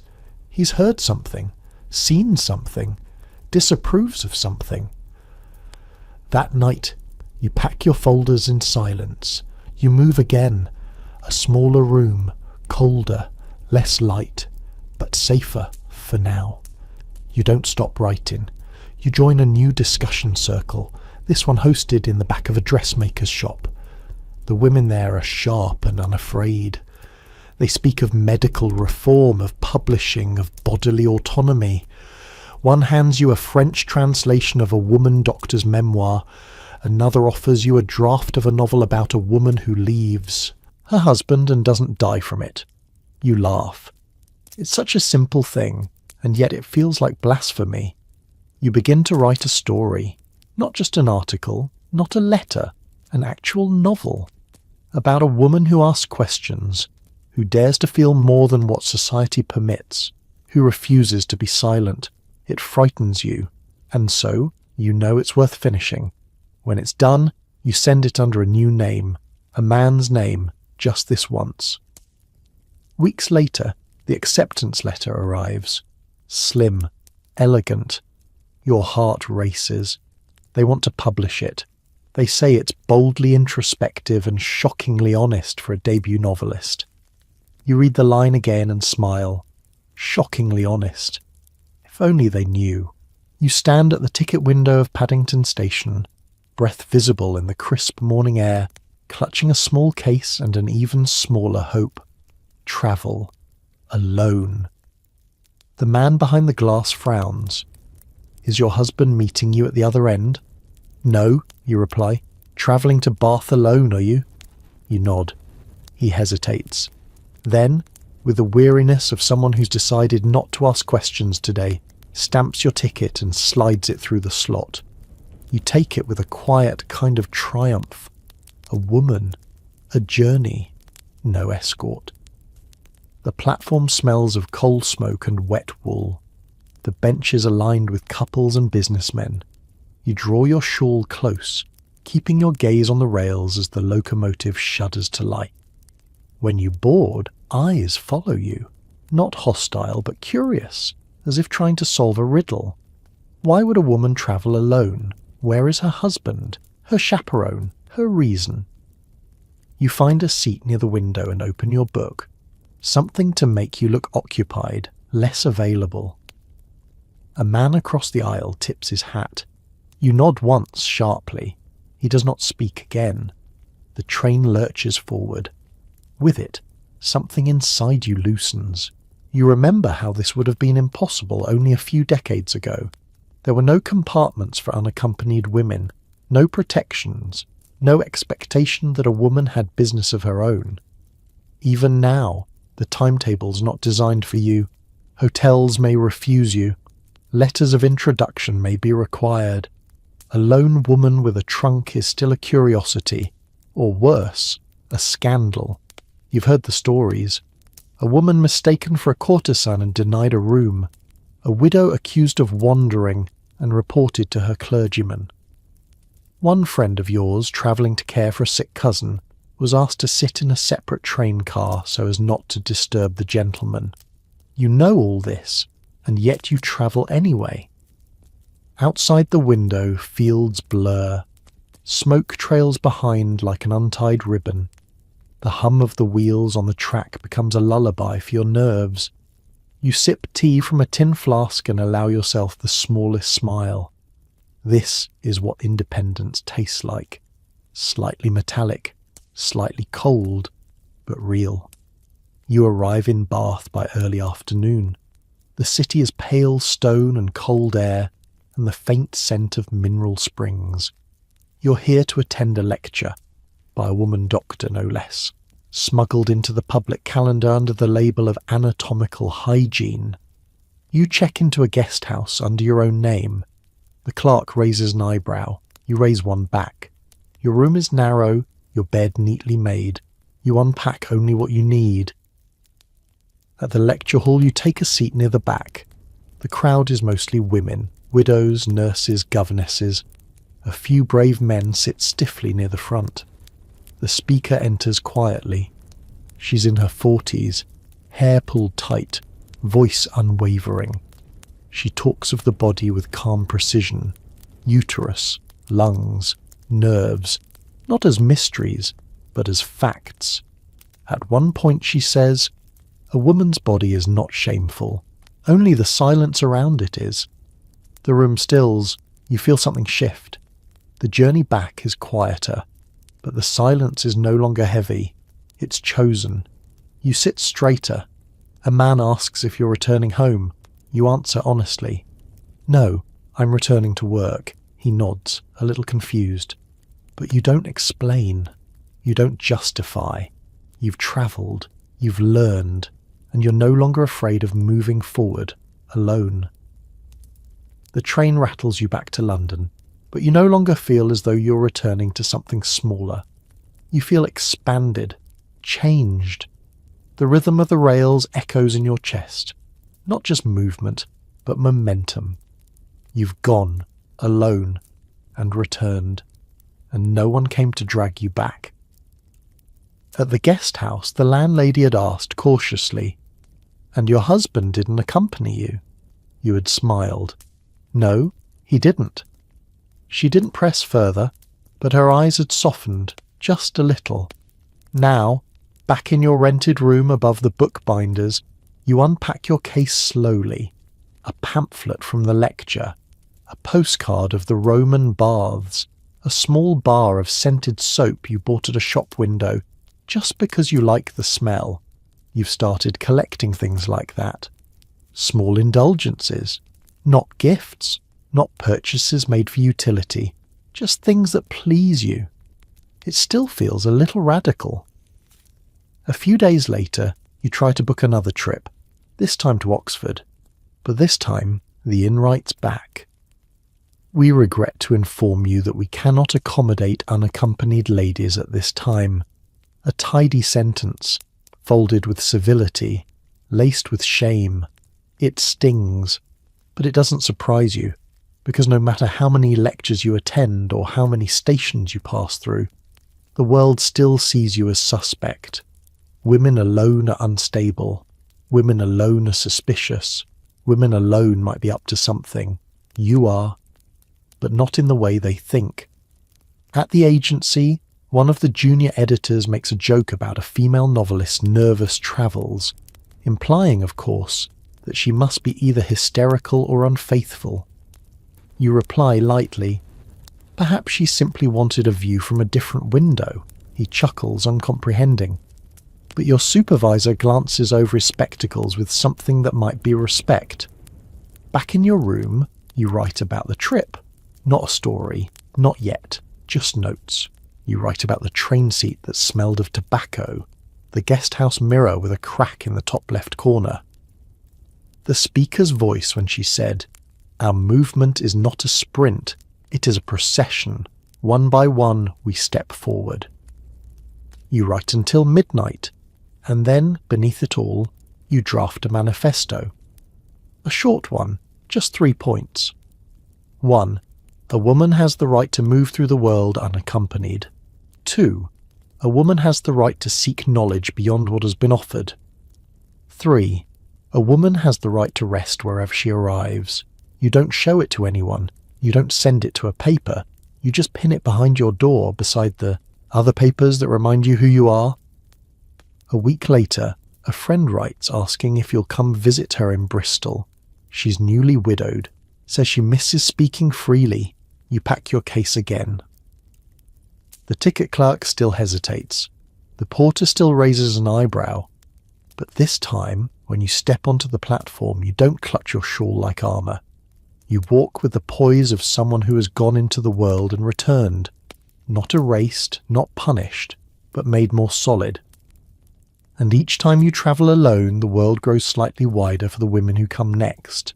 The will is read in a drawing room that smells of pipe smoke and old velvet. You sit quietly at the edge, gloved hands folded in your lap, as names are called, and fortunes shift on the solicitor's tongue. The old man, your great-uncle, died as he lived, frowning, rich and sceptical of women. You hadn't spoken to him in years. but you've heard the family stories. He once called his daughter's piano an indulgence, his wife's charity work a distraction, and his niece's university education an expensive act of vanity. Still, you came, not out of hope, just to bear witness. The solicitor clears his throat, and to Miss Eleanor Harding, you blink at the sound of your name, £1 sterling, a copy of the family Bible, and a note that reads, "A woman of words should read the right ones." A smattering of polite coughs ripples through the room. You feel your ears burn. £1, a book, and a barb disguised as wisdom. You thank the solicitor. Leave quietly. Say nothing as the cousin who inherited the house pats your shoulder with the practiced sympathy of a man who's never been ignored. But outside you do something you haven't done in years. You laugh, not cruelly, not bitterly, just softly, as though someone told a tired old joke one last time, and you finally decided not to be the punchline. The inheritance doesn't bother you. You expected nothing. But the Bible, that catches you off guard. It's old, bound in cracked leather. Inside the cover, your great-uncle's name is written in ink so faded it's nearly ghostly. The margins are covered in notes, verses circled, passages underlined. His handwriting is sharp, slanted, full of insistence. You bring it home, not as a relic, but as evidence of a world that tried to define you even in its final breath. Later that week, you visit the Public Records Office. You're researching something else entirely, a historical reference for a novel you're shaping. But while the clerk fetches a ledger, you glance through a probate register on the counter. You notice something odd. In will after will, daughters receive lace, teasets, sentimental jewellery. Sons receive houses, bonds, land. You trace your finger down the page. A woman named Mary receives her mother's brooch. Her brother receives the entirety of the estate and all associated holdings. Another woman, Ruth, is left the use of the piano until such time as she marries, at which point it reverts to her father's estate. Your pulse tightens. You begin to copy names, dates, disparities. You visit the record office again the next week, then again. In time, you fill a notebook. It's not just your family, it's policy, wrapped in sentiment, patriarchy disguised as kindness. Let her keep the teacups, he'll manage the money. You write a piece, this time not hidden, not anonymous. You sign your name. It's titled The Cost of Lace. You send it to a larger paper, the kind that doesn't usually publish women unless they're writing about gardens or grief. To your surprise, they print it. It causes a stir. Letters flood in, some defensive, some dismissive, but many from women who saw their own lives reflected in the lines. My grandmother left me nothing but a bonnet. I was told land was not a lady's concern. My brother sold my inheritance to pay off gambling debts. I was given a necklace. You add every story to your notebook. And the next time someone mentions inheritance, you don't nod politely. You say, we remember what we're given and what we're not. The article ripples outward, not loudly, not like a speech from a balcony or a courtroom outburst, but like a tide, steady and undeniable. You begin receiving notes through back channels, women you've never met, introducing themselves with caution and gratitude. Many begin the same way. You said what I never dared put into words. Some enclose fragments of their own wills, carefully worded clauses, attempts at fairness. A teacher who left her books to her niece instead of her brother. A widow who placed her modest savings in trust for her unmarried sister. Quiet corrections to a broken script. But you also hear from those still trapped within it. A woman in Yorkshire writes that her father's will names her husband as guardian of her inheritance. She's 29, childless, and must now ask permission to access her own funds. A young wife in Sussex writes in pencil, her words tight and slanted. He's rewritten his will without telling me. I found the draft in his desk. Everything goes to his cousin, not me. You reply to them all, not as a lawyer, you're not one, but as a witness, as proof that someone is paying attention. You write a follow-up piece, not ours to keep. In it, you lay out how women, though entrusted with the day-to-day running of homes, are so rarely entrusted with the homes themselves. You compare dowries to bribes, heirlooms to hush money, and you include stories, real ones, with permission. Each anecdote lands like a pebble in a still pond. Some men write in, outraged. She should be grateful for anything at all. Women don't understand property law. This is dangerous rhetoric. You smile when you read that last one, because it's true. It is dangerous, but not to justice.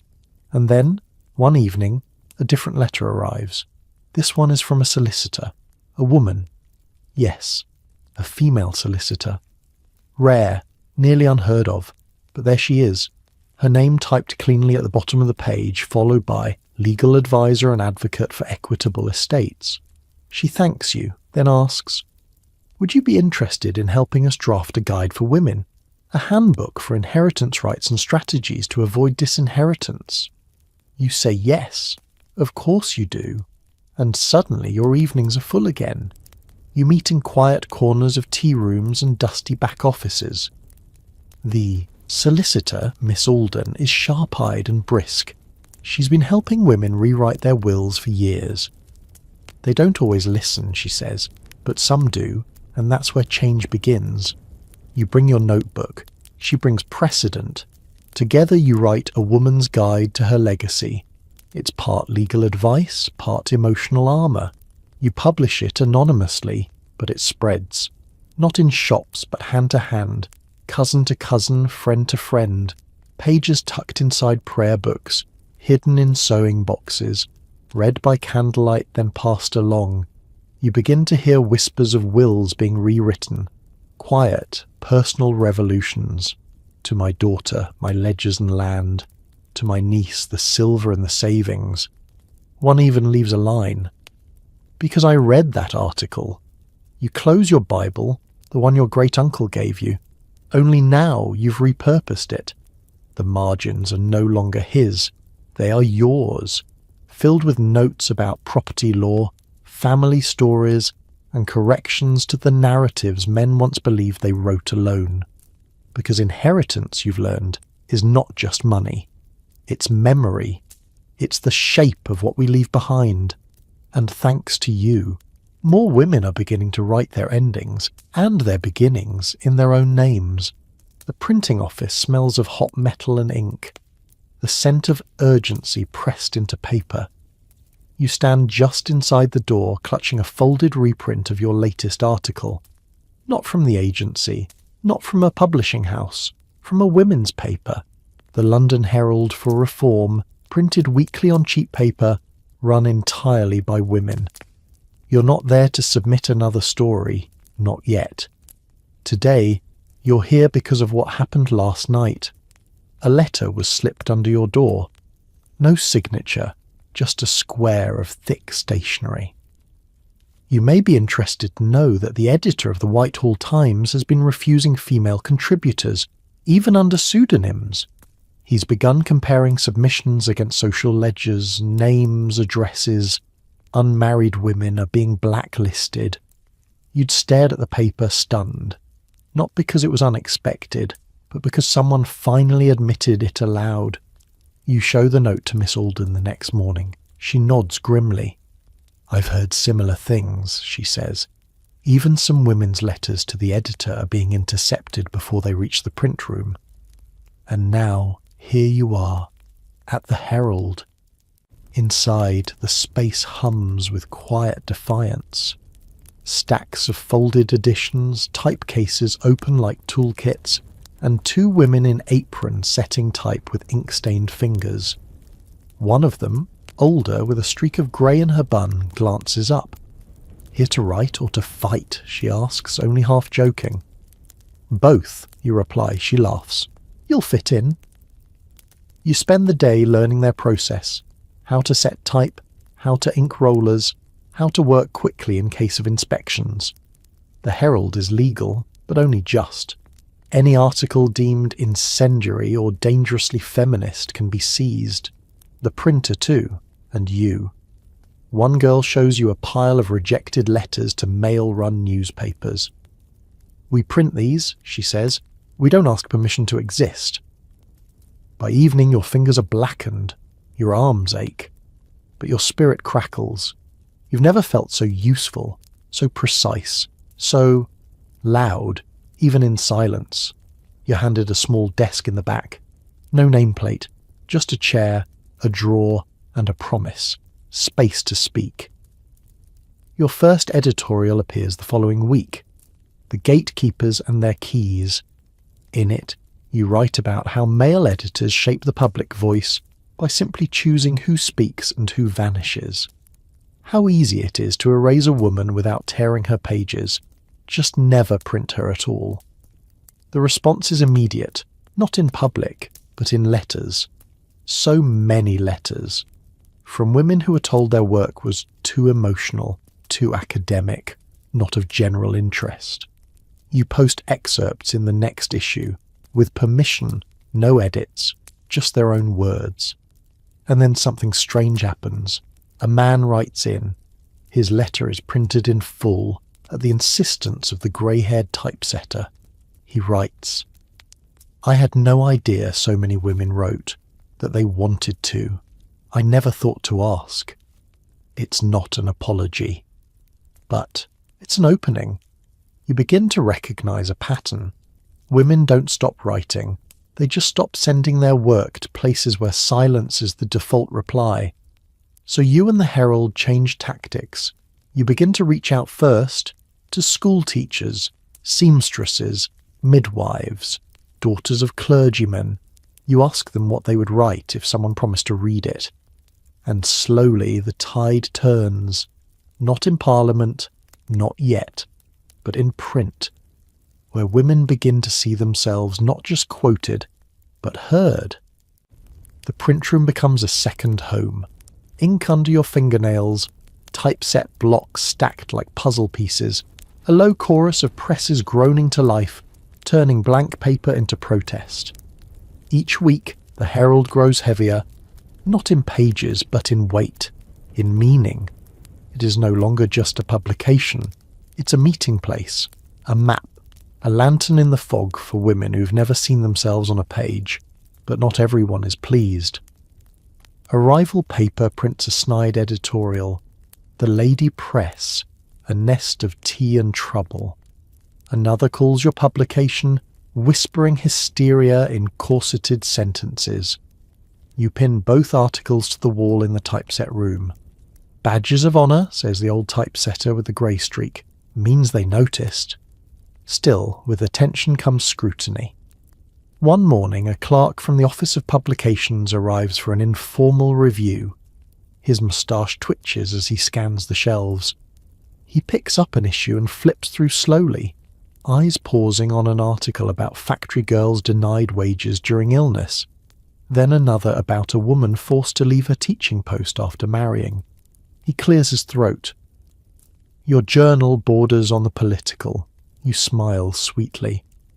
And the political often begins with the personal. He frowns. You should take care.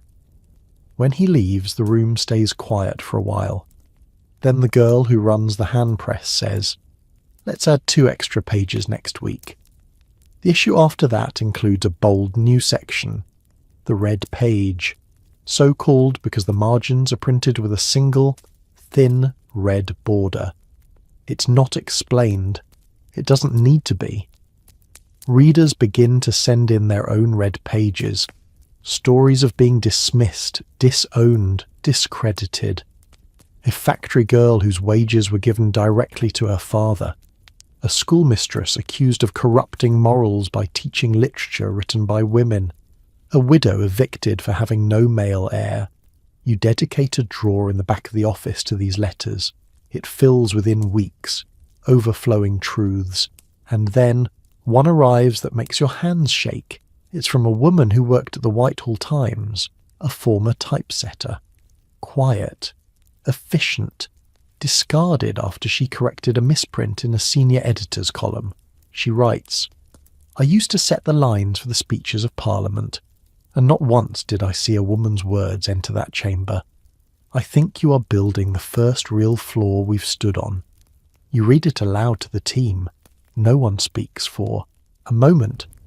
Then someone says, "We should print the floorboards." The next issue features, on the inside back cover, 4 full columns of anonymous excerpts from women's letters. Just their words, no edits, no commentary, just voices laid down like planks. You call the feature "The Floor We Speak From," and just like that, the Herald stops being a whisper. It becomes a chorus. You never expected to become an editor. You were a clerk, a governess, a girl in a corset trying to breathe, but now you are something else. A woman with a press behind her and 1,000 more beside her. You're walking past the Gentlemen's Club on Pall Mall when it happens. Not an accident, not a scandal. Just a glance, a fleeting one, from a man in a dark coat who watches you approach and then steps aside to ensure you don't come too close to the entrance. He doesn't scowl, doesn't sneer. He simply acts as though your presence near the threshold might unbalance the universe. And perhaps it might. You've passed this building before, dozens of times, on your way to meetings, to printers, to bookstores. But today it lands differently. You stop, look up. Let your eyes trace the polished plaque that reads the Paragon Club, and then the smaller line beneath.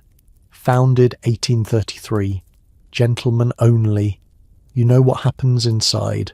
Letters written, votes decided, campaigns debated, influence traded over roast beef and port, laws whispered into motion by men with full pockets and empty awareness of the women they govern. It's where your articles are read, but never allowed. Where your inheritance law proposal was briefly mocked, then mysteriously adopted 6 months later. Where words like progress are used without ever inviting the people most desperate for it. You linger longer than you should. A porter shifts behind the glass. You take 1 step back, not out of fear, out of calculation. Because you already know they don't keep women out because we're incapable. They keep us out because once we enter, we might ask who put the walls there in the first place. Later that week, you attend a gathering at a friend's parlour, a rare evening of mixed company, carefully choreographed to remain respectable. The conversation is slow at first. Weather, theatre, garden exhibitions. But then someone mentions politics, and someone else dares to speak of reform. A gentleman says, "It's not that we oppose progress, you understand. It's just, women's minds aren't suited to public matters, too tender." You raise an eyebrow. And yet so many of us survive childbirth, war, poverty, abandonment. But you're right, we are exceedingly tender. The room shifts, a few smirks, a few coughs. But one woman across the room gives you a look, sharp and sparkling like a toast raised in silence. You're invited to more gatherings after that, quiet ones, parlour rooms filled with women of intelligence and intent. Former teachers, midwives, clerks, even 1 or 2 titled ladies whose husbands travel often conveniently. You discuss everything: education, voting rights, wages. You draw maps of power without a single invitation from the men who built the house. But still the club doors stay closed, so you start your own. It's not grand. Just a rented room above a tailor's shop in Soho. A sign on the door, the assembly. No frills, no explanations. Inside, tea, ink, and an unlocked box labelled "What We Know." You begin with 10 women, then 15, then 30. Each week someone brings something new. A copy of a speech, a transcript smuggled from a trial, a letter from a cousin in Parliament who talks too much over dinner. You sort the pieces, stitch them into reports, distribute them under the table to other reading rooms, other women's clubs, other secret kitchens where futures are being stirred together with the evening stew. You learn how to listen, how to keep minutes without writing them, how to ask questions without naming names, how to survive as an institution not meant to exist. The Paragon Club still stands, still gleaming, still smug. But more and more its members begin to wonder why their butlers carry papers with quotes they don't remember approving, why their wives know how they voted before the next edition of the Times hits the street. You never enter that club, but your voice does, often. The assembly grows quietly like ivy on stone, not with banners or trumpets, but with warm bread passed around a table, with whispered updates tucked between pages of borrowed novels. You never meant for it to become an institution, and yet it's beginning to feel like one. Each Thursday the room fills. Some women come straight from shops, aprons dusted in flour or ink. Others arrive in gloves, cheeks pink from carriages and wind. The tea is always too weak, the chairs always mismatched. But no one complains. There are no titles, no hierarchy, just questions. This week, the topic is votes. I read that women in New Zealand voted in a real election, someone says. Not just petitions, real ballots. A hush. That's thousands of miles away, another replies. It wouldn't happen here. You say nothing for a moment, then quietly, not yet. A woman from Yorkshire stands. My cousin's wife tried to attend a political lecture last year. They turned her away at the door, said it would excite her too much. She's 43 and runs a dairy farm. There's laughter, sharp, bitter. Then the conversation deepens. You discuss tactics, not just voting rights, but speaking rights, writing rights, rights to assemble, to print, to know. Someone suggests compiling a handbook, how to speak in a room full of men who think you shouldn't. You all agree. By now your assembly's documents have grown from a box to a locked cabinet. Notes on wage theft, on school expulsions, on dismissed teachers and forbidden books, on women's clubs that were shut down for safety, and libraries that deny memberships to anyone without a husband's approval. One evening, 2 new members arrive. Quiet, observant, sisters. They listened for weeks before speaking. Then one night they reveal they work as junior clerks for a solicitor's firm that handles parliamentary correspondence. They've seen things. Bills proposed, letters denied, reports rewritten before they reach ministers. One of them pulls a folded sheet from her sleeve. This was the original language in the Education Reform Bill. They changed it before debate, removed every mention of girls, schools. You take the page carefully. The ink is smudged but clear. You post it on the wall. The next Herald prints an article. Redacted futures, what they don't debate. Your name's not on it. No one's is, but the letters come in anyway. And then something else happens. A man arrives, not to the assembly, but outside waiting in the alley as women trickle out. He approaches you, hat in hand. A journalist from a progressive paper. He's read your work. Suspect your hand behind more than one anonymous piece. He's not here to shame you. He wants to help. You don't trust him, not yet, but you let him speak. He offers column space, a regular feature. He'll fight the editors for it. His one request: don't soften it. Don't write what you think the men want to hear. Write what they need to understand. That night, you sit in your little room above the bookbinders, staring at the blank page. This time, there's no alias, no initials. You write, "We do not seek your permission to enter the room. We're already here, listening, recording, building what you refuse to imagine." It prints the following Tuesday. By noon, it's been clipped and posted on 6 doors. Read aloud in 2 clubs, denounced in 3 more. You pin it to the assembly wall beneath the original floorboards column. Someone adds a note in the margin, not a whisper, a foundation. And that's what you're building now. Not a protest, not a plea. A place where women stand, not invited, not inherited, but made. The letter arrives without a return address, sealed in thick wax the colour of dried blood. Inside, not a threat, but a warning. Take care what you print. There are reputations at stake. Women who speak too boldly often find themselves spoken of.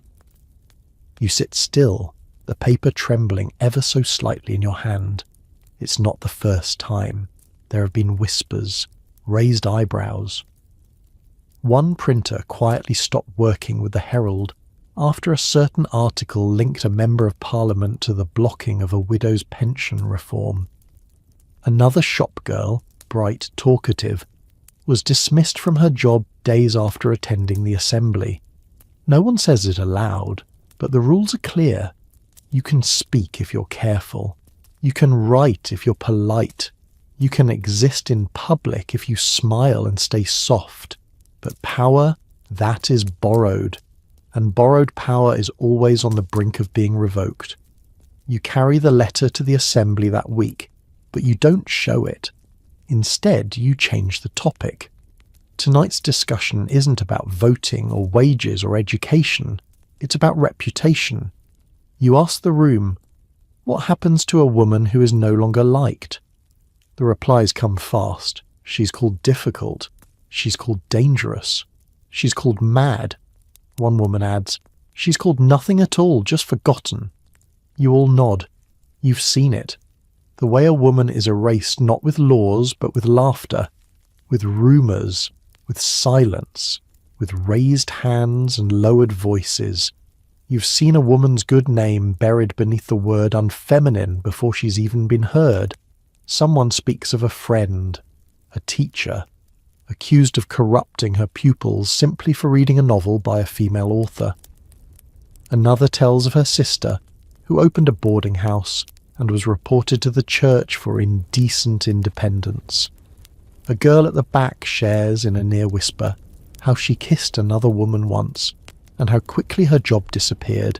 Her friends stopped calling, and her name was left off the parish list the next Sunday.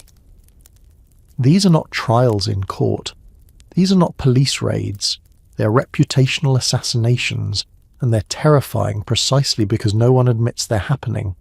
You begin to collect them, quietly, carefully, a ledger, not just of names, but of the words used to undo them. Shrill, spinster, unnatural, unmotherly, ambitious, impure. You write them in ink, one beneath the other, and then next to each you write the truth. Spoke clearly, remained unmarried by choice, loved honestly, chose not to bear children, pursued work, defended herself. You don't publish this list, not yet. Instead, you begin inserting small notes into the Herald, side columns, tiny asides. When a woman's reputation is questioned, ask who benefits from her silence. When a woman is called mad, ask what truth she uncovered. They're unsigned. But readers begin to notice. You start receiving clipped newspaper articles in the Post, underlined phrases, circled words. One envelope contains nothing but the word harpy, cut from a gossip column and pasted beside a photograph of a female lecturer. You add it to the ledger. Another week, a note comes folded inside a torn book cover. They said she was difficult. She said she was just done pretending to be small. You pin that one above your desk. Because here's the truth. Reputation is just another corset. Invisible, boned with lies, laced by fear, and most dangerously of all, it's often fastened by other women, afraid of being untied themselves.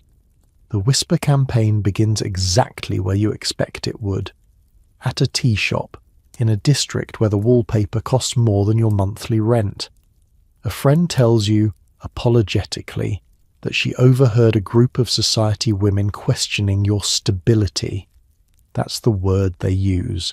Not credibility, not sanity, but that slippery slanted term that floats like steam and stains like ink.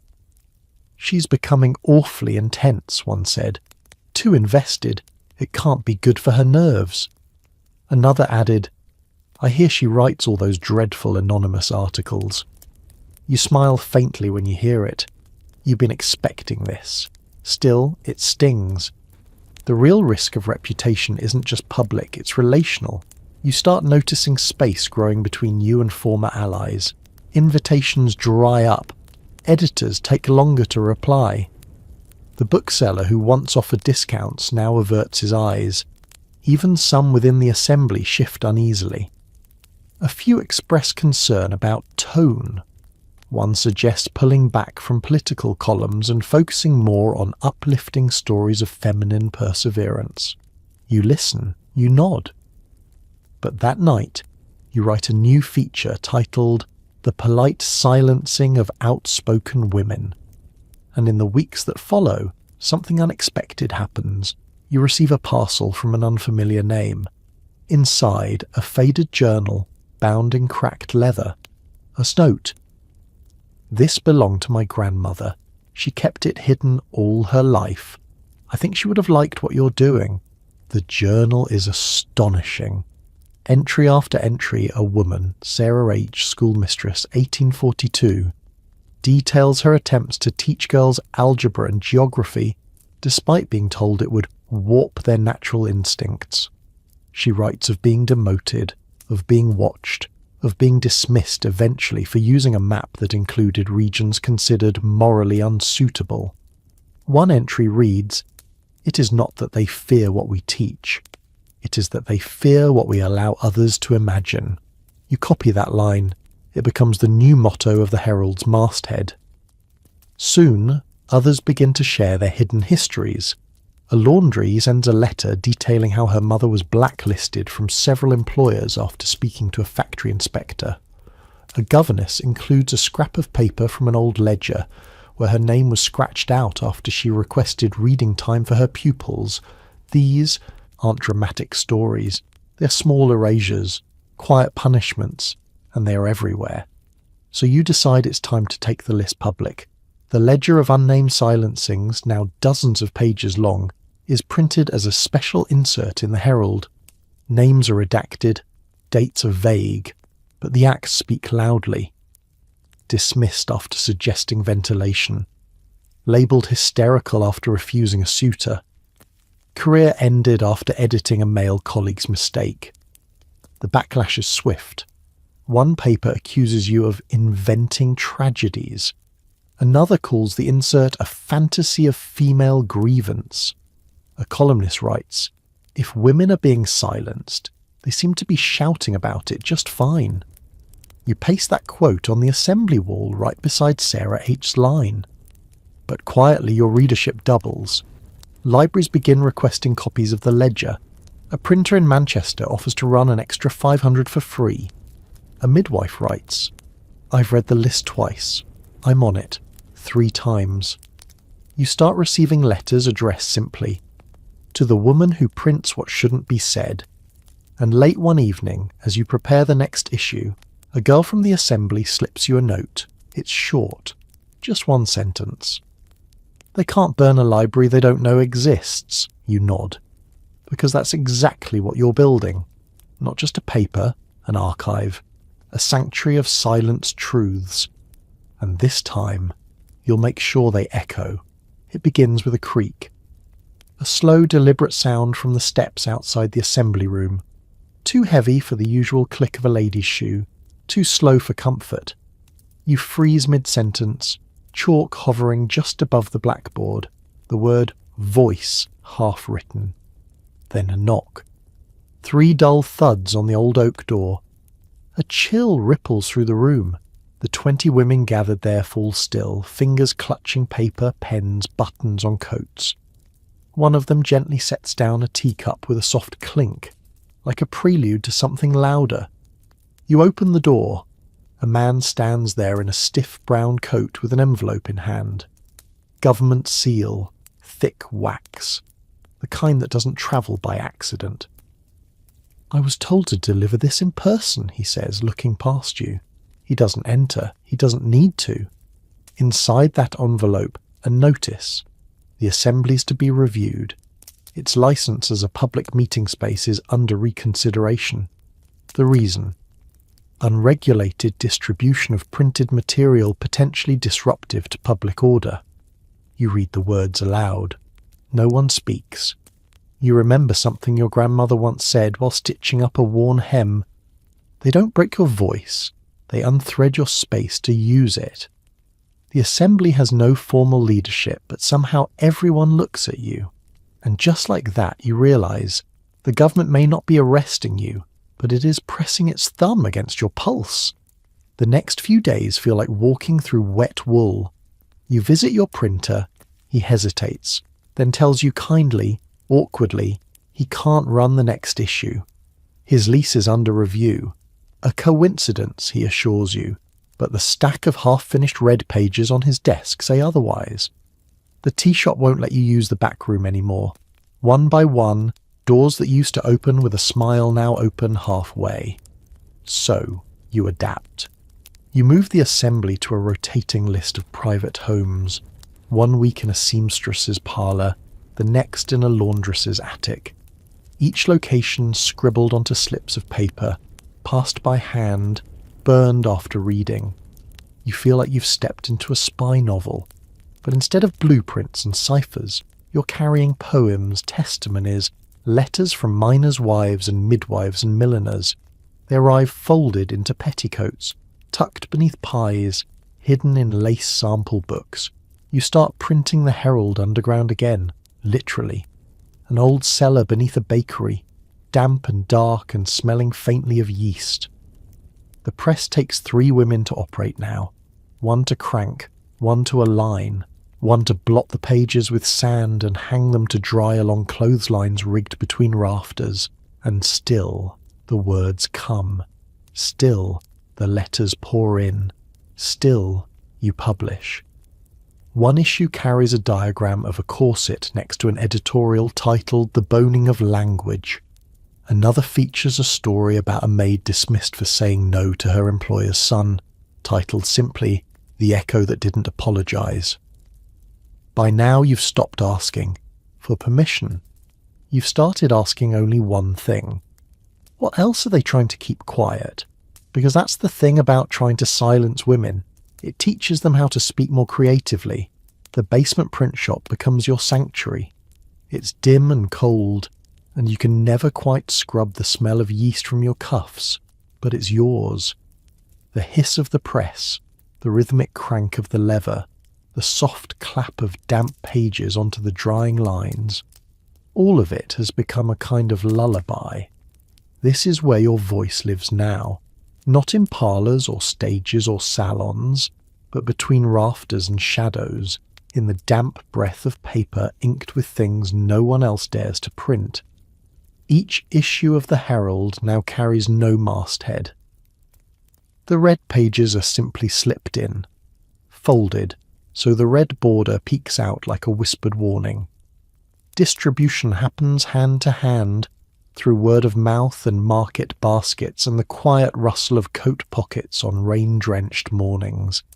And yet, they're reading it. A washerwoman in Leeds sends you a note. "My daughter read me the new issue by firelight. We cried. Then we wrote our own." A postmistress sends an envelope packed tight with letters. 16 of them, gathered from her village. A housemaid writes, "I leave my copy inside the Lord's library, right under his copy of the Times." The Herald has become something more than a paper. It's a signal, a mirror, a quiet resistance in the cracks between the Empire's marble tiles. Of course, they try to stop it. 1 week, the bakery above the print shop is raided. They say it's for tax evasion, but they don't take the cash register. They take the cellar key.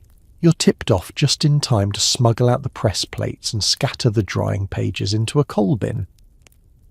That night, you and 3 others drag the press uphill under moonlight. It takes 4 hours. The press is wrapped in flour sacks. the red pages stuffed inside a bread basket. Your hands bleed from the iron handles, but you don't stop. Because this isn't just publishing anymore, it's survival. You resettle in an old greenhouse behind a doctor's house. He offers it quietly, says his wife reads your paper and has been angrier in the best way. There's ivy crawling through the windows and the floor is soft with moss, but the glass ceiling means sunlight for drying. You call it the ink house, and still the stories arrive. One letter includes a hair ribbon, another a lock of hair and a note. They shaved my head in the asylum, but they couldn't take this. Please keep it safe. A widow sends a poem folded into a handkerchief. I buried my husband, then I buried my name, but now I unearth it. You begin archiving them. Not in cabinets or folders, but in a massive quilt stitched from cast-off dresses. Each patch is embroidered with a line, a date, an anonymous voice. It's a tapestry of everything they tried to erase. You hang it in the ink house, above the press. A banner, a shrine. And one evening, just as dust settles, a girl no older than 14 slips through the greenhouse door. She's soaked from the rain, curls plastered to her forehead, shoes muddy. She hands you a folded scrap. It reads, I can't write yet, but I remember everything, and I will say it all one day. You kneel, take her hand and press it against the quilt. This, you whisper, is where your voice will wait for you. Outside the storm rolls on. Inside the press turns once more. You don't plan to speak at the tribunal. No one does. The assembly agrees it's too risky, too public, too likely to be twisted in the papers. But then the letter arrives, an official summons, your name inked in careful cursive, enclosed in a heavy cream envelope with a faint scent of lavender. It's almost elegant, until you read the fine print. You are being called to appear before a local magistrate board in relation to unauthorized publication, improper civic influence, and suspicion of coordinating unregistered gatherings. No mention of the Herald by name, no direct accusation, just the same legal fog they always use, vague, cold, and heavy enough to suffocate. You consider ignoring it. But the next morning, a woman you've never met knocks on your door. She wears no hat, no gloves, just a linen apron and a trembling smile. My sister's on the list, she says, holding up a copy of the red pages. She died 3 years ago, but she'd want you to go. So you go. The courthouse smells like rain and damp wood. You sit alone in a high-backed chair as 3 magistrates settle behind a long oak table. They don't greet you. They don't meet your eyes. Are you, one begins, familiar with a periodical known as the Herald? You blink slowly. There are many publications by that name. Are you aware, another interjects, that your name appears in correspondence linked to unsanctioned printing activity? You tilt your head. I correspond with many people. They proceed in circles, asking the same question 10 different ways. Are you responsible for the seditious content? Did you organize the readings? Are you aware of how these words, these stories, are affecting the social order? You answer calmly, softly, every word chosen like a stone in a mosaic. My work, you say, amplifies what already exists. If there is disruption, perhaps you ought to consider what was so fragile to begin with. Silence. The youngest magistrate, no older than 30, face sharp with pride, leans forward. Do you deny the charge of inciting moral unrest? And here, something inside you exhales. You sit up straighter. You speak clearly. I don't deny it. I document it. A pause. Then another envelope is produced. This one thinner.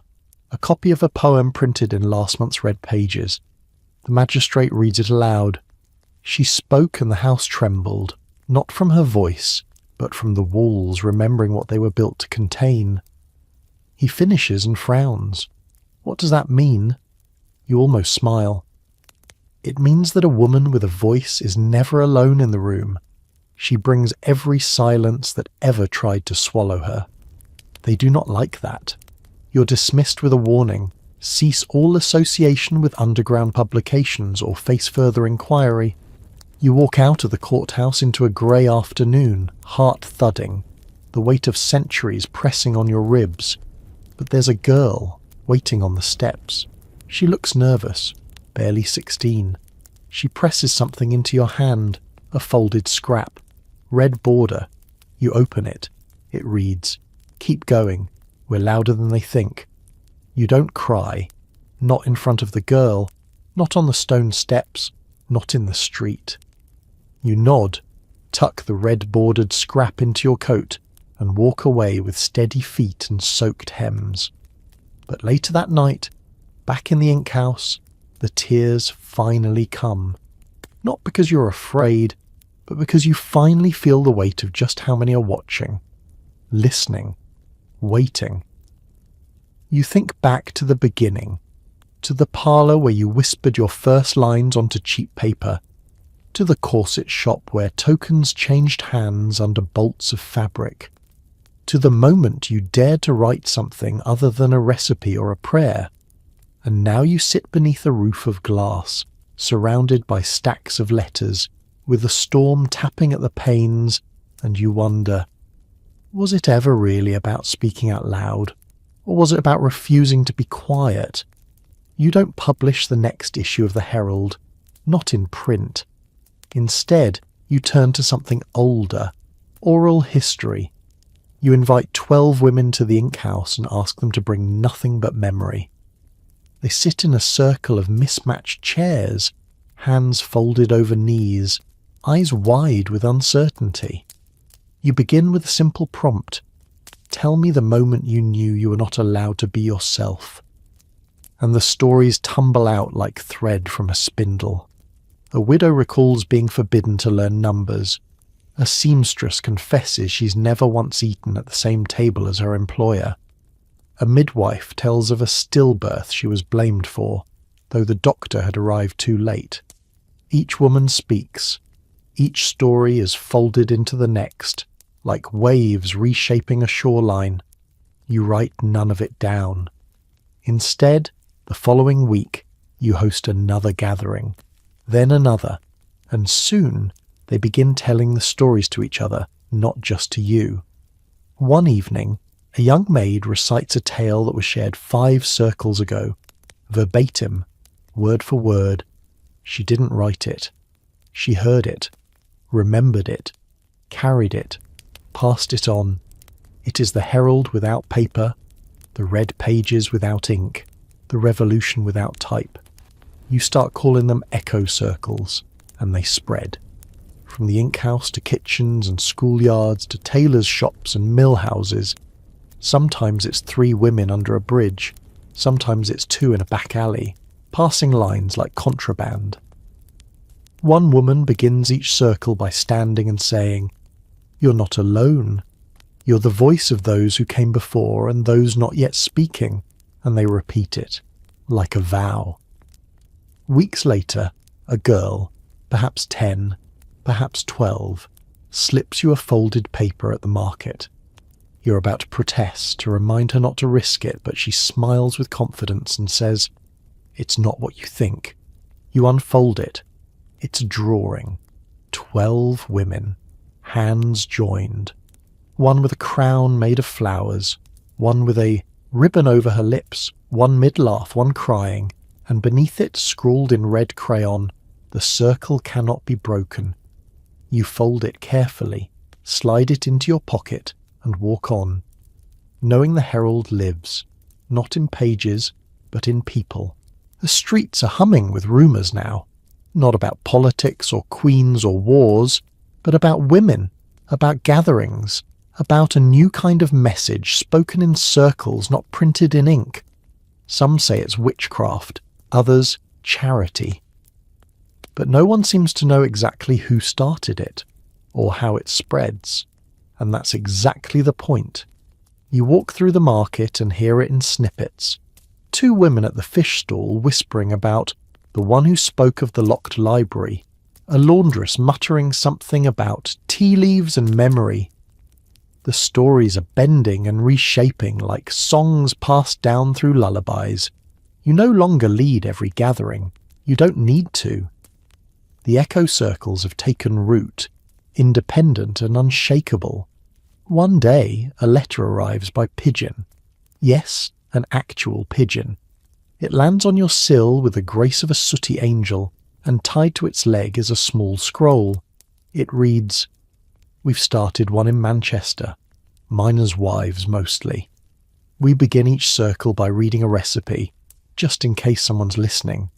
But we always end in truth." You smile and send back a reply on the same scrap of paper. Truth makes a fine dessert. Meanwhile, something strange begins happening in public. A governor stands on a tram bench and sings a lullaby that ends with, "She was never allowed to speak, so she sang." A seamstress leaves behind a dress pattern that, when folded just so, reveals a poem stitched into the lining. At the chemist's, someone slips you a matchbox. Inside is a tiny square of fabric, embroidered in red thread. She wanted a job. They offered her a husband. You start collecting these objects, not in a museum, but in a suitcase. An old leather thing with rusted clasps and cracked handles. You call it the archive. Inside, buttons, scraps of lace, grocery lists with secret verses, handkerchiefs with ink stains that reveal words when heated.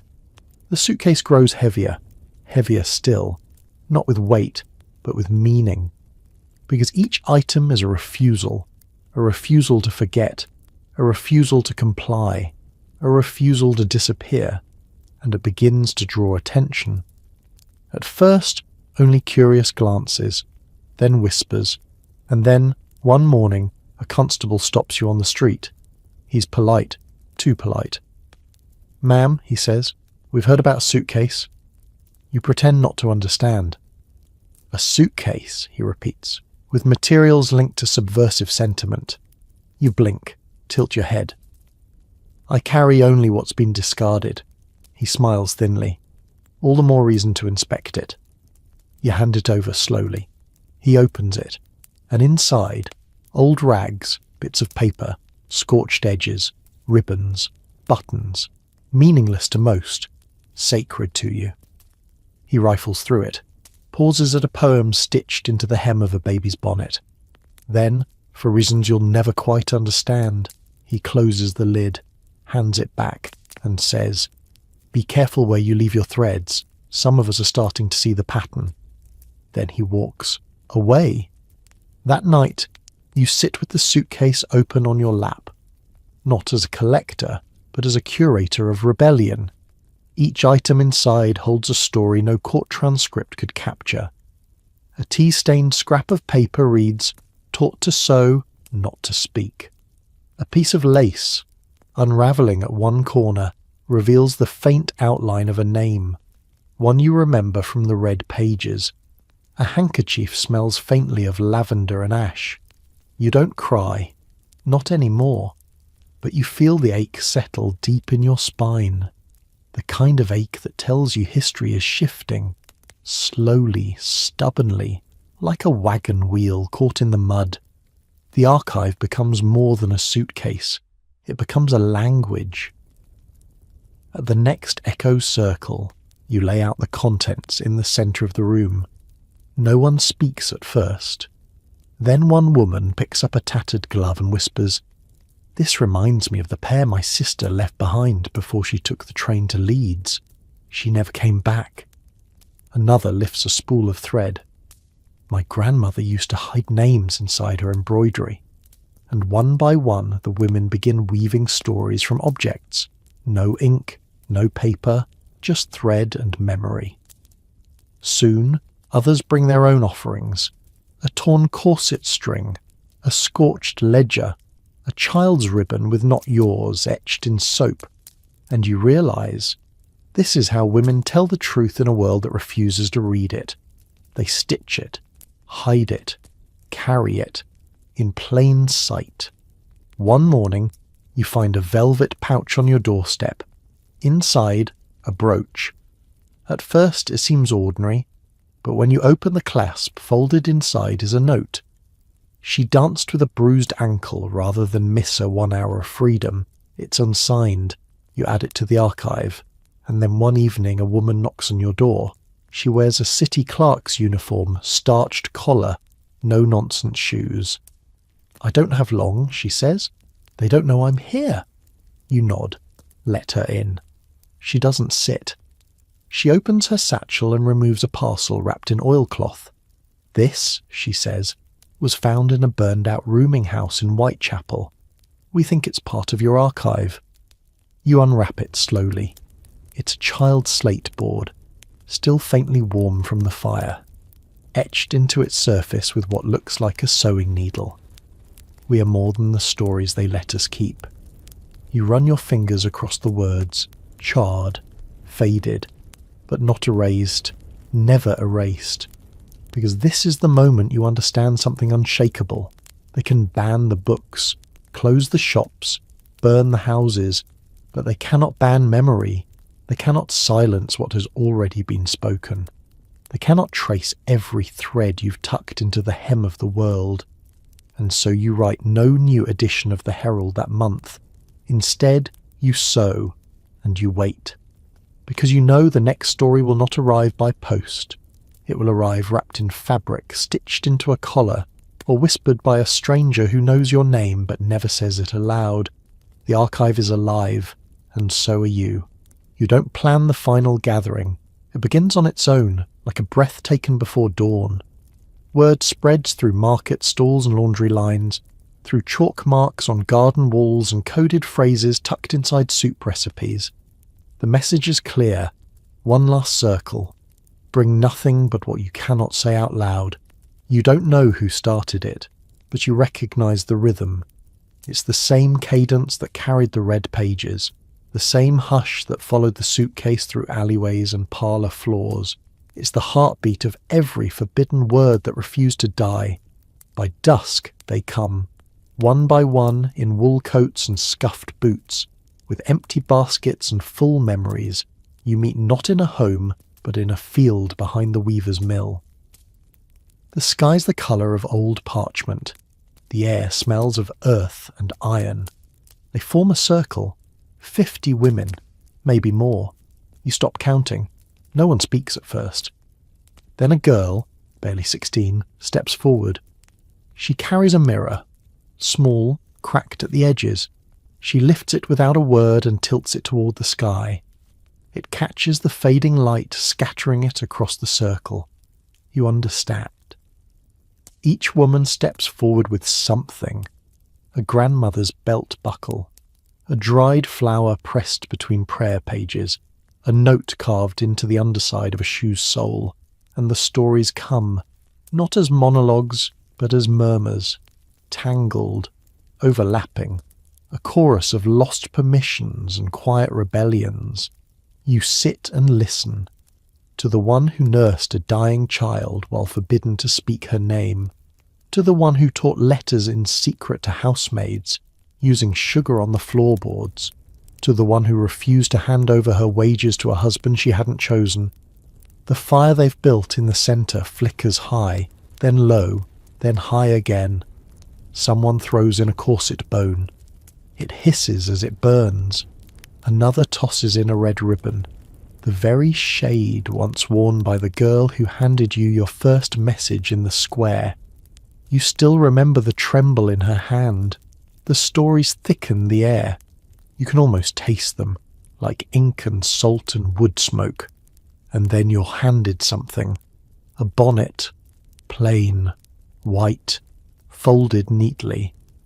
Inside, sewn into the lining, are 4 words. She never stayed silent. You hold it to your chest, and in that moment you know the circle is ending, not because the fight is over, but because the voices no longer need hiding. The stories will survive, not in secret rooms or coded letters, but in how women begin to walk differently, straighter, louder. You look around, many you know, many you don't. but all are familiar. They nod to one another. Some are crying, some are smiling. One is laughing the kind of laugh that's been waiting years to escape. And without needing to agree, the circle closes, not in silence, but in song. A low humming lullaby passed from mother to daughter across generations. A song once used to hush, now used to awaken. You hum too, and watch the fire crackle its last. The fire dies slowly, as, if reluctant to leave the company of so many untold stories, ash drift through the field like pale confetti, settling on cloaks, eyelashes, the tips of worn boots. No one brushes it away. It belongs to all of you now, part of the memory, part of the letting go. One by one the women begin to rise. There are no speeches, no declarations, just the quiet ceremony of departure, hands squeezed, eyes held, heads bowed not in shame, but in reverence. You watch them vanish into the dusk, shadows slipping through hedgerows into carriages down cobbled lanes. Some carry nothing, some carry everything. And then you are alone. You sit by the smouldering remains and think of all the things Victorian women were not allowed to do. They couldn't vote. They couldn't own their own bodies. They couldn't say no and be believed. They couldn't climb, speak, run, lead, shout, publish, inherit, rest, or wander alone after dark. But look what they did anyway. They passed messages through folded laundry. They mapped cities with chalk. They built libraries of memory in the seams of dresses and the hems of quilts. They used sugar to teach letters, silence to speak louder than sermons. And you were one of them. You still are. You rise. The bonnet still in your hands, the final word still pressed to your chest. You walk back toward the village not as someone finished, but someone ready. Not as someone free, but someone undeterred. Because even now, even when no laws have changed, and no newspaper will ever print your name, you know that something irreversible has occurred. The story has been stitched. The threads are out in the world, and no one can unweave them. Weeks pass. One morning, you spot a girl reading aloud to an older woman at the bakery window. She stumbles on a word, then tries again. You hear her mother whisper, "Don't worry, we'll try again tonight." You smile. Another day at the dressmaker's, you notice a bolt of fabric with a pattern so delicate, so intricate, that only when you step close do you see it. Tiny letters embroidered faintly into the design, repeating a phrase you know by heart. She wanted more than silence. It is everywhere now, in the way women linger together in corners of shops, in the way they laugh too loud, in the way they ask questions and wait for real answers. And sometimes in the library you hear footsteps above the reading room, soft, deliberate, confident. You smile again, because they never banned footsteps. The archive remains with you, tucked away in a hollowed cabinet under your writing desk. You still add to it here and there, a note, a glove, a torn recipe with annotations in Latin and irony. But you know it doesn't need your hands anymore. It's already out there, on its own. So you sit and write again, not with fear, not with secrecy, but with certainty. Because now, when someone asks what Victorian women were not allowed to do, you simply answer, survive unnoticed. And now, you can let your eyes close. The fire is long out, but the warmth lingers. It's tucked behind your ribs, stitched gently between thoughts and dreams, right where memory lives. You've wandered far tonight, down soot-smudged alleys, through candlelit parlours, into fields of voices rising like wind. You felt the weight of silence and the shape of stories hidden in seams and scraps. But now everything is quiet. The suitcase is closed, the pages are folded, the night presses in gently like a familiar blanket. There's a kind of peace, that only comes after knowing the truth, not shouted, not paraded, but whispered and passed on, woman to woman, hand to hand, until it can no longer be stopped. You are part of it. You are part of it. You carry 1,000 lives in your breath, and with each dream that follows, they'll keep on breathing too. So take one last deep breath. Let your shoulders soften. Let the echo of voices settle into silence. Not the silence of erasure, but of rest. A good kind of quiet. Tomorrow will come, as it always does. But tonight, you've wandered through a world they tried to hide, and you came out knowing the truth, and that truth will wait for you. Right here, soft as a ribbon, steady as thread. Close your eyes now. It's all safe.